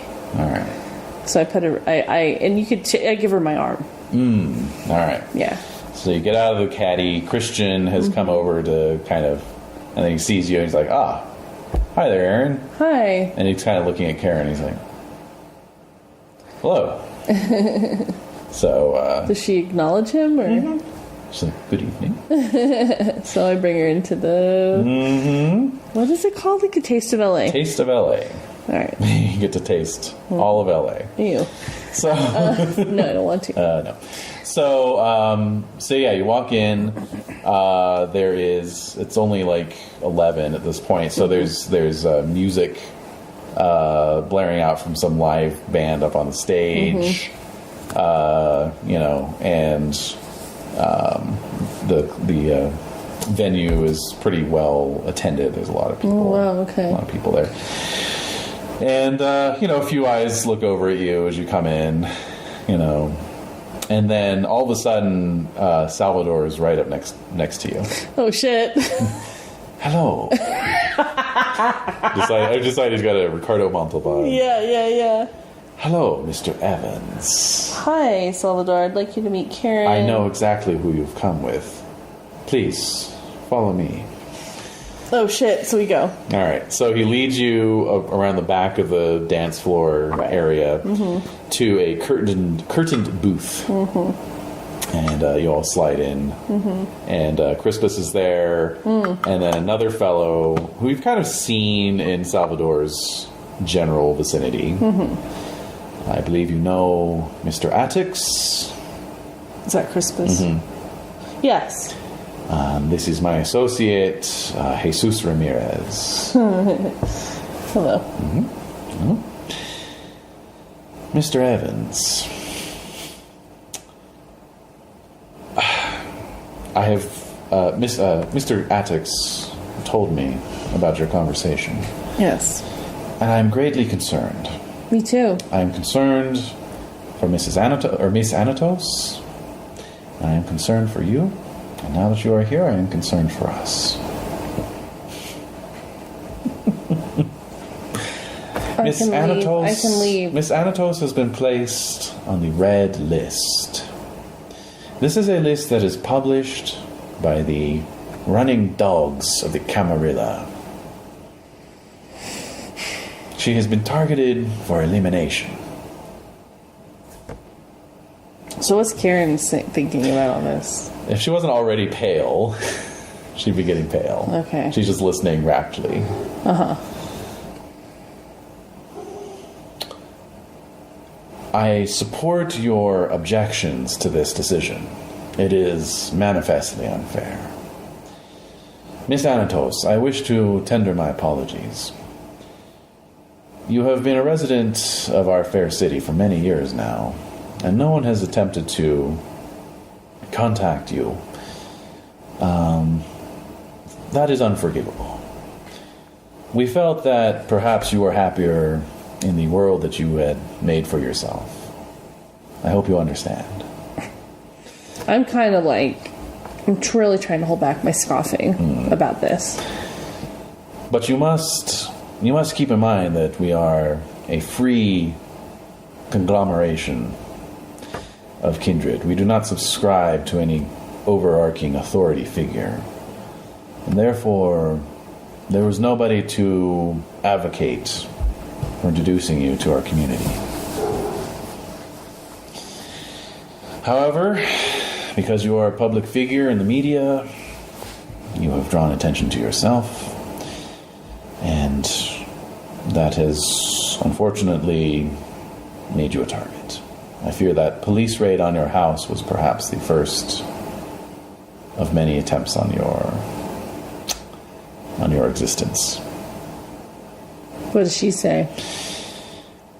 She is just listening raptly, and then she says, well, that does explain why that happened. I suppose. I don't know. I just find it a little hard to believe that I've been living this existence for 60 years now, and I'm only just finding this out. Yeah, I agree. This is really weird. I think as much as you might proclaim to be this free standing thing, I just think that this whole thing is just really strange. Why wouldn't any of your people, many people in your community, have some type of a way to just show that you exist so that people are aware that you exist? They don't have to believe in what you believe in, but you could just tell them, like, we know you exist and you should know we exist. This is a perennial question, and it is one that even us anarchs shy away from. For it brings with it the possibility of our own mass destruction. In what way? Once upon a time, back in the Middle Ages, our kind made a lot of pasta. Sorry. It's okay. Our kind lived openly, as you advocate. That backfired tremendously. How? The things which the mortals call the Inquisition and the witch hunts were merely masks for a near genocide of the Kindred. What makes you think that that would still happen today? Like, I have a feeling that people are much more evolved. You were recently immortal. Tell me, if you suddenly found out that there were blood-sucking predators living amongst you, that you had no way of knowing who they were, that they were preying upon you and had been for centuries, how would that have made you feel? Would you have been openly accepting of it? Would you have said, oh well, bygones are bygones? What if you frame it differently? What if you frame the conversation differently? I didn't choose to be this way. This is a disease as far as I'm concerned. And if I frame it as such, people might be more understanding that I'm sick and that we're all sick. and that we have to do things in order to stay alive. And those things aren't always good, but if we can figure out a way to create a way to embrace our illness, what if we reframe the conversation? I cannot argue with your points. However, you have to understand that there are forces in this world far more powerful than you or I. There are creatures, kindred, so far removed from their own humanity that they have forgotten what it is like to be human. We call them the antediluvians, as in before the flood. We don't know where they are, we don't know what they do, but they pull the strings that control our society and the greater society. Well, It is not up to you to frame the conversation. They will frame the conversation for you. And they would just as rather not have the conversation.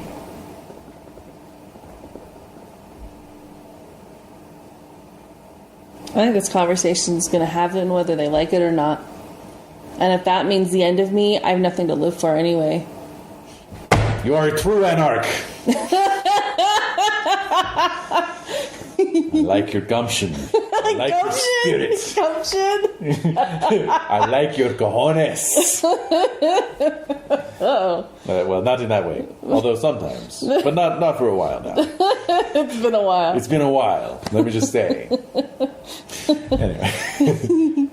Listen. I believe Mr. Attucks told you that there is a rant coming up. Please, bring Miss Anatos and yourself and your argument and present it at the rant. Tell everyone your position. We will be aligning ourselves against some powerful enemies, but perhaps it will be worth it. Until then, do me a favor, lie low. I have a haven that you and Miss Anatos can stay in. Oh. And so I turned to Karen, like, is that okay? Oh, but... Very well. You can tell she's kind of like, I wanted to go back to my mansion. I know. Well, if it's only for a few days. Yeah, it'll be about a week. Well, we're on a shooting break right now anyway, so... Alright. Mr. Evans, I think you are relatively safe at this point. Certainly, you are safe amongst us here. You may continue going about your day-to-day, if you wish. Mm-hmm. But Miss Anatos, I would strongly urge you to keep a low profile. So she has to stay with that. Karen, I can bring you, like, a bag of your things if you want. Maybe a couple changes of All right, clothes. so I want you to make me a list of things that she wants. Yeah. It's like 2 things of luggage. Yeah, pretty much. For like yeah. a week. Yeah, like a steamer trunk. Yeah. You know, Yeah. full of shit. Okay, she gives me this really long list. Yeah. Oh, great. all right. Carl will know where all these things are, right? Of course, just give this to Carl and he'll take care of it. Okay, and then I'll bring it back to here and someone can transport it to you. Very good. Okay. Very good. Okay. So yeah, you basically spend the rest of the evening taking care of that. Okay. Oops, sorry, everybody. Crack. All right. And so now you have this plan that Derek is going to escort you to the soundstage tomorrow. I guess. I don't know at this point. All right. Does Olivia... So I go back to my apartment. Yes. Is there any call from Olivia? There is a message from Olivia. What is she saying? This is back before you could get a message machine that would tell you what time the call came. But, it's just a little cassette. But it's from Olivia. She says, just show up on set tomorrow if you can. I told them that you've got this condition that makes you photosensitive and that you may or may not be in. Okay. So I'm going to leave it up to you. I'll just say that if you can show up, that would help your cause. But if you can't, I've kind of arranged it for you. but you're not going to be able to keep them on the hook for too long. All right. So I'm going to try it again. Okay. All right. But this time I'm going to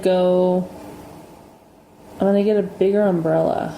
I know it sounds... Well, Derek will go get one. Yeah, for you. yeah. Yes. All right.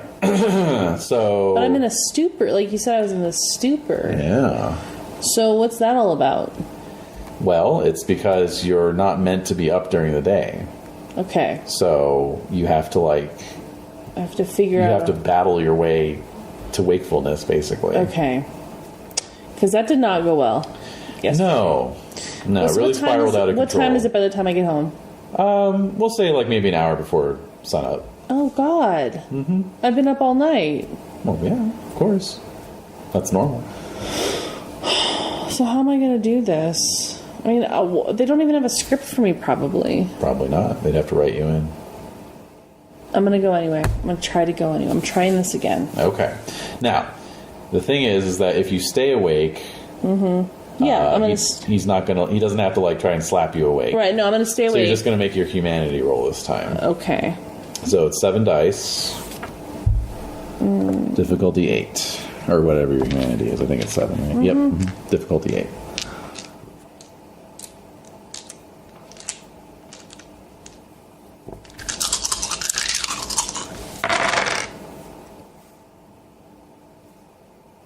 No. Okay. Any ones? Yep. So you botched. Yeah. Man, talking about fates conspiring against you. Mm-hmm. Okay, so Derek, he's like, all right, dude, I've got figured out. I went to Thrifty and I got like a pretty good umbrella. It's like we're going into winter, so they got all their umbrellas out. Uh-huh. I got like the biggest one they had. All right. This is called like Mr. Parasol, so I think that's pretty good. And then so what we're gonna do is so he's like going through the things, and you're sitting on the shredded futon, and as he's talking to you, you're like falling asleep. Like you can see the light, the sky outside the window through your vertical blinds is like getting lighter, and you're just like, ugh. And you're like, and you just basically like get up without even really thinking about it. You just get up, shoulder past him, go into your closet, and shut the door. No, wait. Oh yeah, no, I because fucked you botched.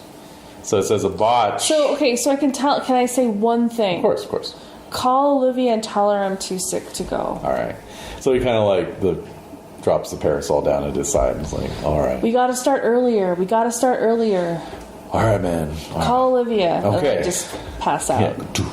So yeah, it says a botch means a vampire falls into deep sleep and will not awaken until sundown. Okay. All right, so lose another blood point. Oh, I gotta go feed or something. All right. So it is Tuesday night. So I already transported Karen's things to her, right? Karen is all set. She's secreted away somewhere. You don't even know where she is. Yeah, that's fine. All right. Well, here we are. I gotta eat. Mm-hmm. Where do I do that? What you gonna do? I don't know. I don't want to prey on people that are weak. I'd rather prey on people that are strong if I'm going to prey on anybody.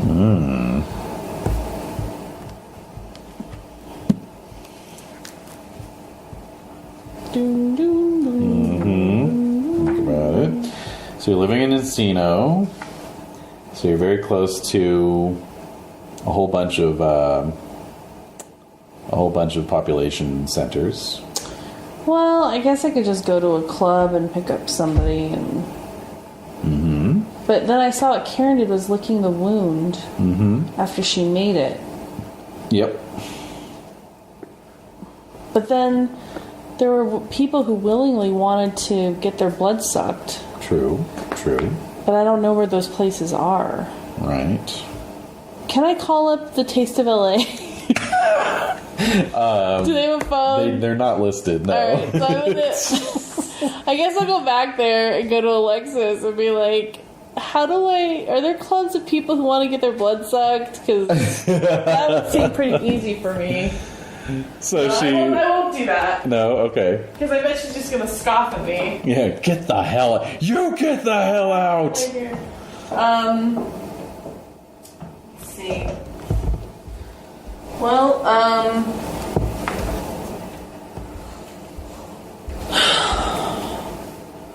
damn, I don't know what to do. I'm thinking that I can,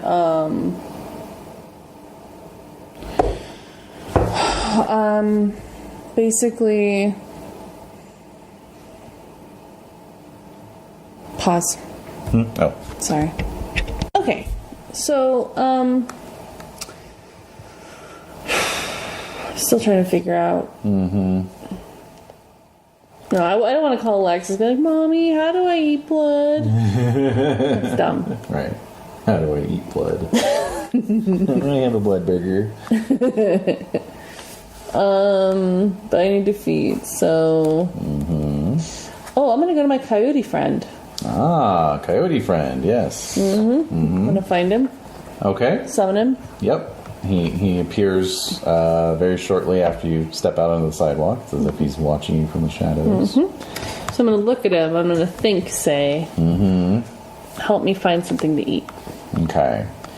Give me a manipulation plus animal ken Okay. roll. At what? Difficulty 7.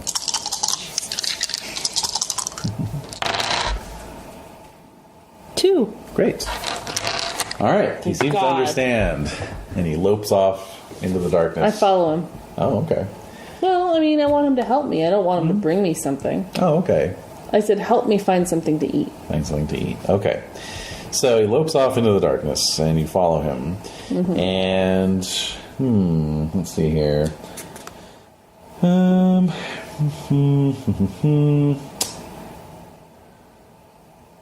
Okay. All right. So basically, he leads you through the sort of back streets of Encino, down towards Ventura Boulevard again, and you can see that there's a fair amount of people out on the sidewalks and stuff, and he just kind of sits down and looks at you, and then looks at the Ventura Boulevard. Damn you. So I look at him again, and I'm thinking, like, how do you know who to pick? He's a hunter. He knows. Yeah. Give me a wits plus subterfuge roll. Or streetwise. Streetwise or subterfuge. Okay, yeah.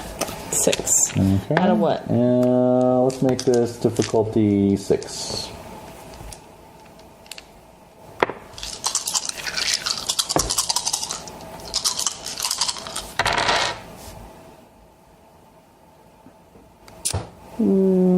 Six? Yeah. 2. Okay. Well, you kind of figure it out. Like you want to pick somebody who is maybe not going to be missed too much. It just seems wrong. Well, you don't have to kill them, but at the same time, you never know.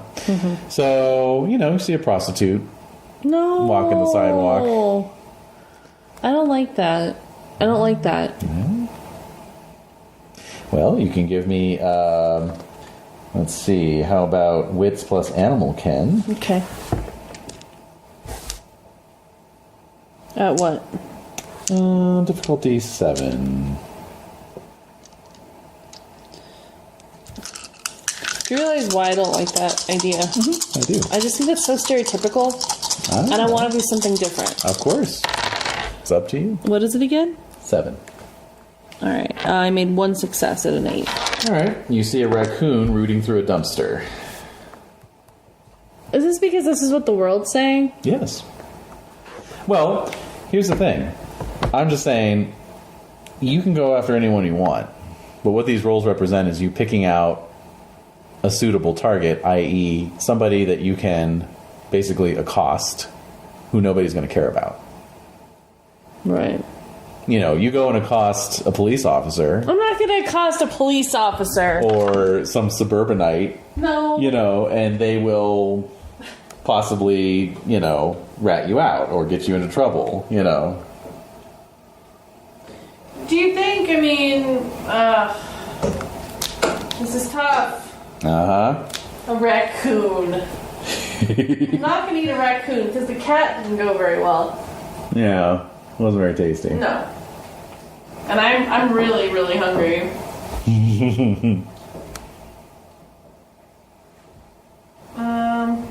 Yes, indeed. It's 7 minus your self-control is your sort of threshold to be considered hungry. 7 minus my self-control. And your self-control is 2. What? So if you have 5 or fewer blood points in your system, you are considered to be hungry. I'm really hungry. So you're pretty hungry, yeah. You're at 2 blood points. Alright. I need a human. I have to do this. Yeah. I'm gonna feel so bad. I'm already guilt-racked. Mm-hmm. I'm already very guilt-racked. It's in my... I know you are. That's a whole other issue. So what is guilt-racked, like, what does that affect? How does that affect me? Let's see here. Guilt-racked. Let's see. Alright, so you're feeling guilty, and I think that's gonna, like... Well, here we go. You simply cannot come to grips with the fact that you must drink blood to survive. So, hey, well done.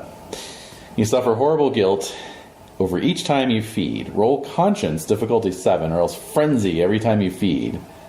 Characters with the conviction virtue cannot take this flaw, and try to avoid doing so as much as possible. That means that you rarely have much blood in your system, leaving you vulnerable to both attacks and hunger-based frenzies. So there you go. Alright. Well, let me see. Let me think. Okay. Think. Alright, so I think I'm just gonna go for the prostitute. But I'm not gonna drink all of her blood. Well, you're gonna try not to drink all of her I'm blood. gonna really try hard, but I'm starving. Okay. I feel so bad. This is really, really bad. Alright, so you are hungry, you are hangry, if you will, and you have a guilt complex, or you're guilt racked. So there's actually 2 chances that you might frenzy on this. So first thing I'm going to need from you is an appearance plus streetwise roll, please. And we'll call that difficulty 6.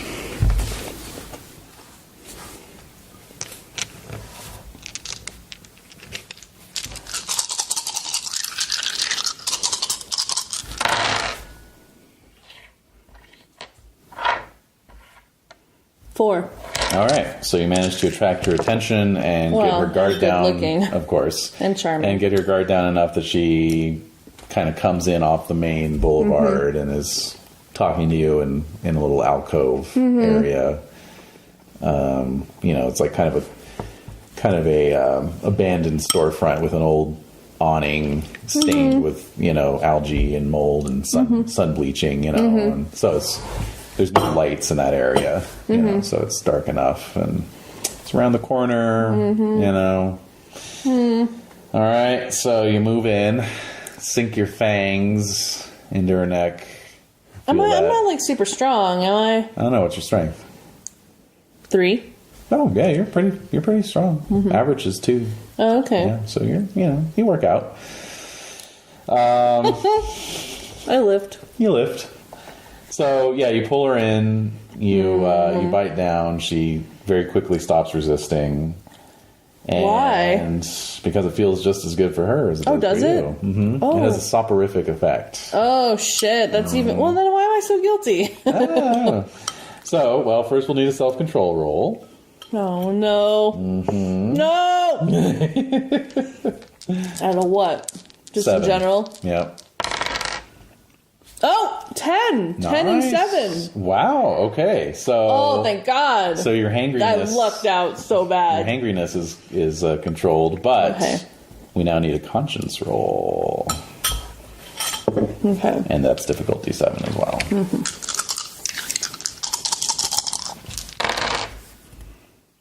Uh-oh. I see a 1. Only 1. Oh, yeah. Whew. All right, so you can take as many blood points from her as you wish. Okay. Okay. Wait, I don't want to kill her. No, you don't. So let's see here. But yeah, because you've maintained your self-control, you can decide when to stop, basically. But do I wait? What does that mean? Like, I can stop myself. You can stop yourself. But do I know when to stop? That's the thing. Well, yes, you are. You're still in your own mind. But do I know when to stop? Like, what her limit is? Like, how do I know? Average human has 10 blood points. I'm aware. That's pints. Yeah. So just think of a blood point as a pint. How many pints would you want to take from somebody? 3? All right. So give yourself 3 blood points. That's all I can do in good conscience. Yeah. All right. And so you leave her. Ooh. And you're going to do the licking thing too? So yeah, sure enough, you lick the puncture wounds. see if it works. And they close. Cool. She looks pale. Yeah, I'm sure she's pretty and she's kind pale. of like, oh. So I don't know if you want to give her any money or anything. I'm going to ask Yeah, I'm going to give her some money. Okay. But I'm going to get the coyote. Never mind. Okay. All right. Coyote is there. He's just watching. Yeah. Stay away from her. I say to the coyote. He just blinks at you. Yeah.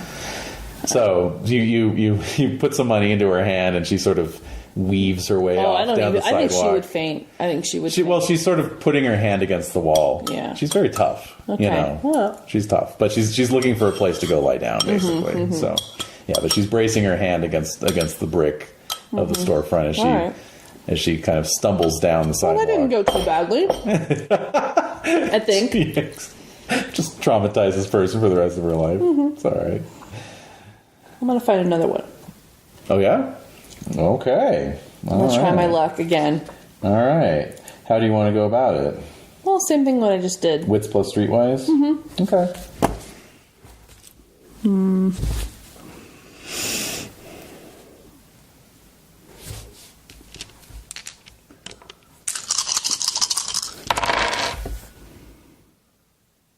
No. Nobody's picking up what I'm putting down. No botch. Nope. Yeah, everyone's traveling in groups or pairs. All right. So I'm fine. I'll be fine. You'll be fine. You're good. Oh God, I can't imagine if but I can't imagine what I'd be if I was at my maximum fed level. I've been starving since I was born, basically. Yes, exactly. Yeah, so, this is like the first time you're actually feeling somewhat sated. Somewhat okay. Yeah. But not much. Yeah, just barely. It's all gone. It's all gone, coyote dog. Oh. All right, so very good. So. Yeah, you're all fed up. What was your next item on your agenda? What was my item? What time is it? Oh, it's still early. I'm gonna try to go to sleep. At night? Yeah. Okay. In the hope that it might help you wake up in the morning? That's right. I'm trying to do all the things I think are right. Okay. I ate something. I'm gonna go to sleep so I can get up. Right. All right. You return to the apartment. Yeah. You head into the closet. Mm-hmm. You sort of will yourself to go to sleep. I have an alarm. It didn't do you any good last time. I'm going to try it again. I'm deluding myself. I know. Saying that to you as a player. Yeah, I know. Yeah. I'm aware. Okay. All right. So, the roll to wake up. What was that? That was willpower, right? If you want, you could spend a willpower point to wake up automatically. Oh, why didn't you tell me that? It just occurred to me. Willpower is kind of a flexible thing, so you can always say, "Oh, can I spend a willpower to do blah?" Feel free to throw that out there. Well, that would have been good to know, and I failed miserably. Oh, but come on, that was comedy gold. That was amazing. Comedy gold. So yeah, if you want to spend a willpower, you can spend a willpower to do that. Yes, I'm going to. Okay. Very good. So then we'll need that humanity roll. So I'm gonna have to basically humanity it up. Yes. Roll that humanity. All right, I'm down to 1 humanity or 1 willpower.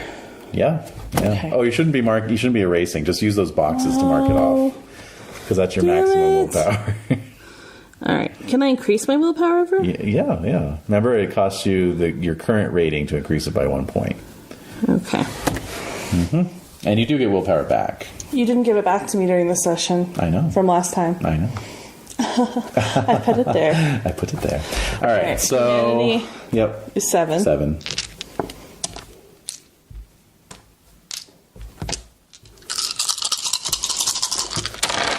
What am I rolling against? Oh, 7. I fail. I botch it. Are you serious? Yes. Holy. I've been rolling horribly. Or wonderfully. I'm learning a lot. Yeah, that's for sure.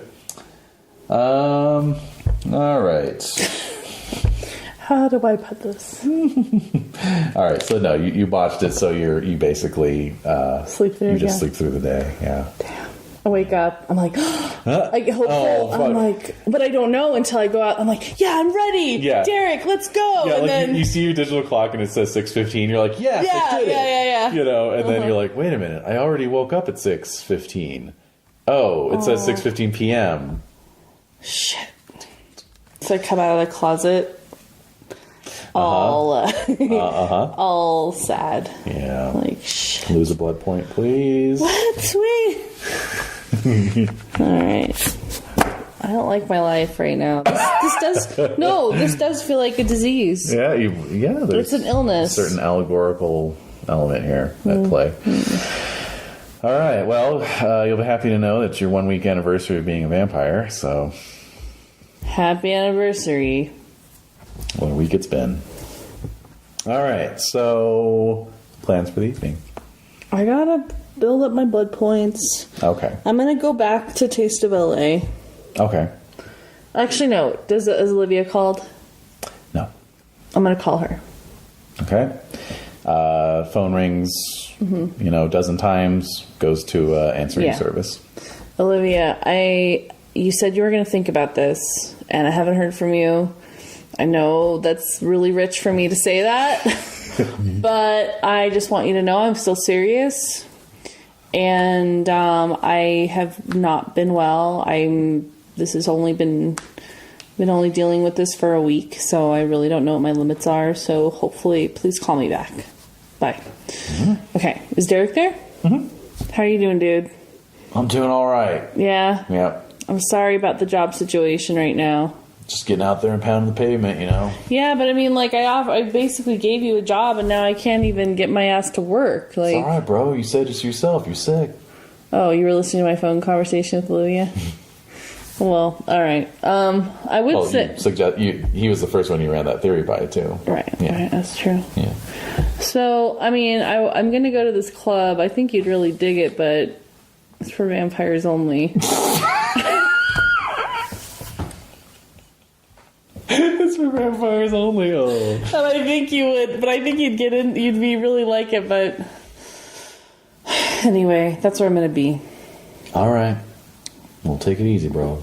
All right, I'm out of here. So I'm gonna go to Yeah. Taste of LA. I'm just saying that because I realized I want to invite him because I feel pretty lonely. Yeah. But I'm like, oh, I shouldn't bring a human to a vampire club. No, yeah, we all know how that turns out. Yeah, it's not good. You should come to our vampire party. All right, so go to Taste of LA. Mm-hmm. My stank ass suit. Testicular LA. And, the suit that you've been wearing for like 5 days now, or 5 nights. No. I mean, I've been cleaning it and stuff. All right. 24-hour Martinizers. Mm-hmm. Okay. I sit there just waiting my boxers and. You have a closet full of clothes. I mean, you can... No, I'm not wearing my suit. I just thought that would be funny. Uh-huh. Yeah, I'm wearing my normal clothes. Okay. All right. So back to Taste. Yeah. And what you doing there? Hanging out. I'm gonna have some blood. Mm-hmm. Please. So, unless you have any greater ideas. Actually, no. I've got something Wait, for no, you. but I drink some blood, so I get Yes. Get One. your blood pool back. Yeah. 1. So I mentioned before there are a bunch of newspapers and magazines. Mm-hmm. You notice a recent copy of Soap Opera Digest has been left out. Oh no! Oh my career! God damn it! All right, I'm gonna look at it. I can't resist. All right. So one of the smaller headlines on the cover is Todd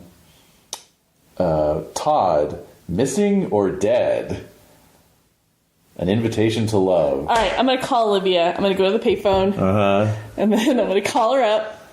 Yep. Does she not? She doesn't answer the phone. No. Olivia, this is Aaron. I just saw the cover of Soap Opera Digest. What the hell?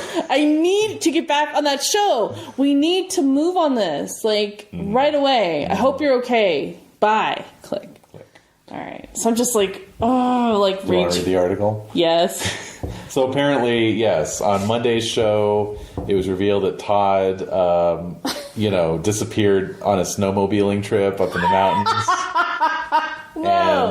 And it's like, oh, is he gone? Is he missing? Is he dead? We don't know. Right. So the article is actually writing under the assumption that the writers are kind of teasing the audience. Yeah.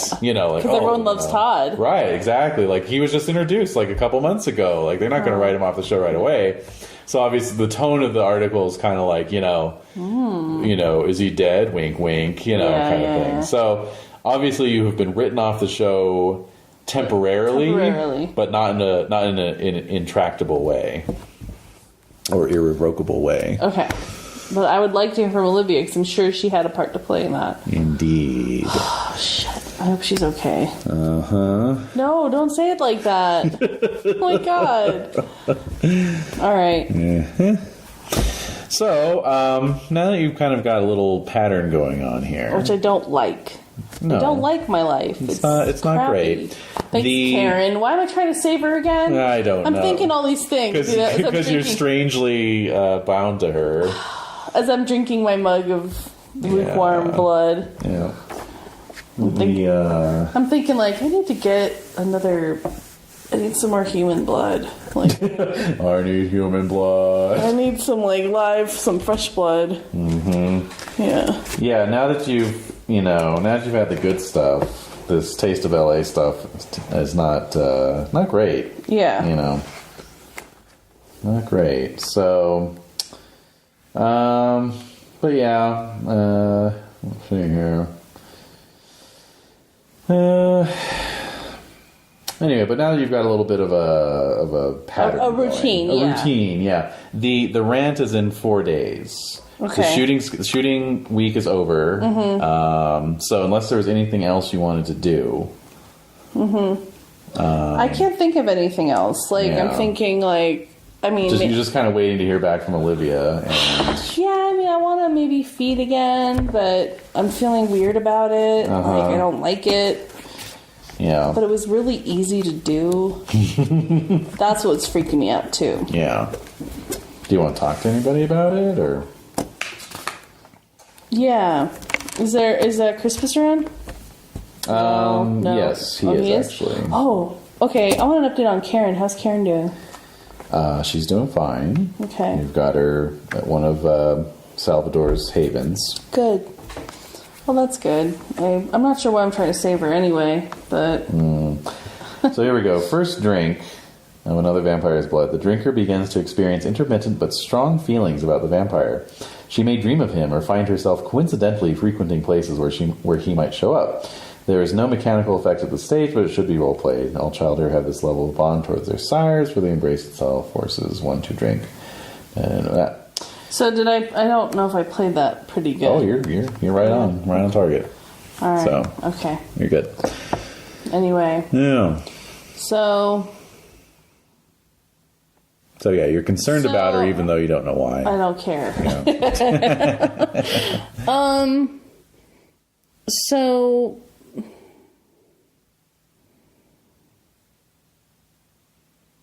I don't know. I'm trying to make sense of this. It's been a week since everything happened. Mm-hmm. Mm-hmm. So I'm talking to him. Yeah. Talking to him. Mm-hmm. So I don't understand why or how I'm supposed to eat from people. It's It's a thing that has its own set of rules. Like what? Well, there's no hunting within a 4-block radius of this place. Mm-hmm. You know, you want to be aware that the places you hunt can be claimed by others. Oh. Both in terms of, you know, people don't want a lot of kindred coming in and tapping their available pool, if you will. How do you know, like, who's living around you? It's a good question. You're where, exactly? I'm in Encino. There's not a lot of people out. There's not a lot of kindred out there. Why not? Because it's kind of hard to hunt out there. Yeah. You know, it's just a bunch of tract houses, and you know, the best places to hunt are like places around here. You know, spots where somebody dies, they won't really be missed, or clubs, parties, places where people get inebriated. Well, They doesn't won't that remember affect anything. your blood? Like, do you get a... It does. Yeah. If you feed on somebody who's on something, you feel it too. So some kindred really get off on it. But yeah, you know, clubs are usually a safe bet. You know, Club Zombie. What's Good that? place. Oh, I've yeah. never been there. It's Baron 48th Club. Oh, shit. All right, so I get a little, like, mischievous, like, thinking about wanting to go. Have you been there? I go there sometimes. It's, I don't know. I don't much care for that kind of scene. It's very loud. Mm-hmm. I come from a time when, you know, things were a little more quiet. What time did you come from? You don't have to tell me. It's okay. Yeah, it's. Let's just say it's been a while. I don't know what that means. Anyway, I'm like a week old. You're probably like way older than that. No, Do you remember being a week old? I do. What was that like for you? It seems like another lifetime. And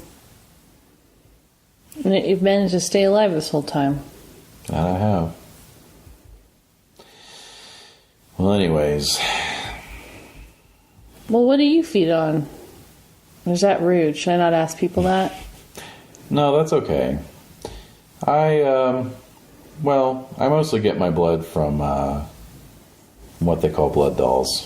What are those? Folks mortals who don't mind being fed on. Where do you find them? Any kindred worth of salt's going to have a few living with them. Living with him? You may remember 48. Yeah, I do. Karen, of course. Mm-hmm. Yeah, you know, it's just as pleasurable for them as it is for us, so there are people who just don't mind it. You know, in fact, they get off on it. Where could I find one of them? Well, there's an ability called Herd, which you can buy with your experience points. Of which I have none. Thanks, Crispus. Yeah. Where I could create like my own little herd. That's it. Yeah, if you spent a dot on Herd, it would give you, you know, an automatic. Like basically, it's just Herd is a dot? I don't see it on here. right because you haven't acquired it. Is it it's discipline? a background. Oh, it's a background. Okay. Yeah. All So right. Okay. whatever that costs, 2 All right. points or 3 points. All whatever right. it All is. right. So Well, interesting. But I could probably get one without Herd, right? well, if you know the right people. I don't think I know the right people, Crispus. Yeah. This is really new to me. But there are probably blood dolls hanging out at Fortier's club, right? Oh yes, it's a mix of kindred and mortals. All right, I'm going to go check it out tonight. What time is it? Oh, you got time. Okay, I'm going to go check it out. All right. Are you? Yeah, I think that might actually be a good place Breaking to point? wrap it up. Okay. Well, because I think things are going to start accelerating. Getting crazy. Yeah. So. Okay. Yep. All right. That's all good. Oh, that's not a good note to leave on. Oh my with God, that, sorry. I'm that sorry. thing. I apologize. So we'll leave it with Aaron contemplating. Well, we'll leave it with Aaron heading out for Club Zombie. Crispus gives you directions on where it is, and yeah, it is. Actually, let's see, where the hell is it? It's within striking distance. It's not 4 miles. It's not 4 blocks. Right. Yeah, it's actually on Sunset Boulevard, so okay, it's just cool. a little, Yeah, a little 45-minute drive or so by What? surface streets. No. From downtown LA to Hollywood? No, 30 minutes. 30 minutes, all right, fine. 30-minute drive. Mm-hmm. Especially if it's really late at night. Yeah, that's true. Yeah. So And the 80s. And the 80s. Less people, so. Yes. So yeah, actually, you arrive. We'll leave it with you arriving at I can Club Zombie. feel the music on the sidewalk. There's a line of people outside. The bricks have been painted black, and then there's like this steel sign with the letters cut out of it, spelling Club Zombie above the door, and then the doorman is dressed as a mortician. Oh my God. Yeah, like this black pinstripe Do I really suit. have to wait in line?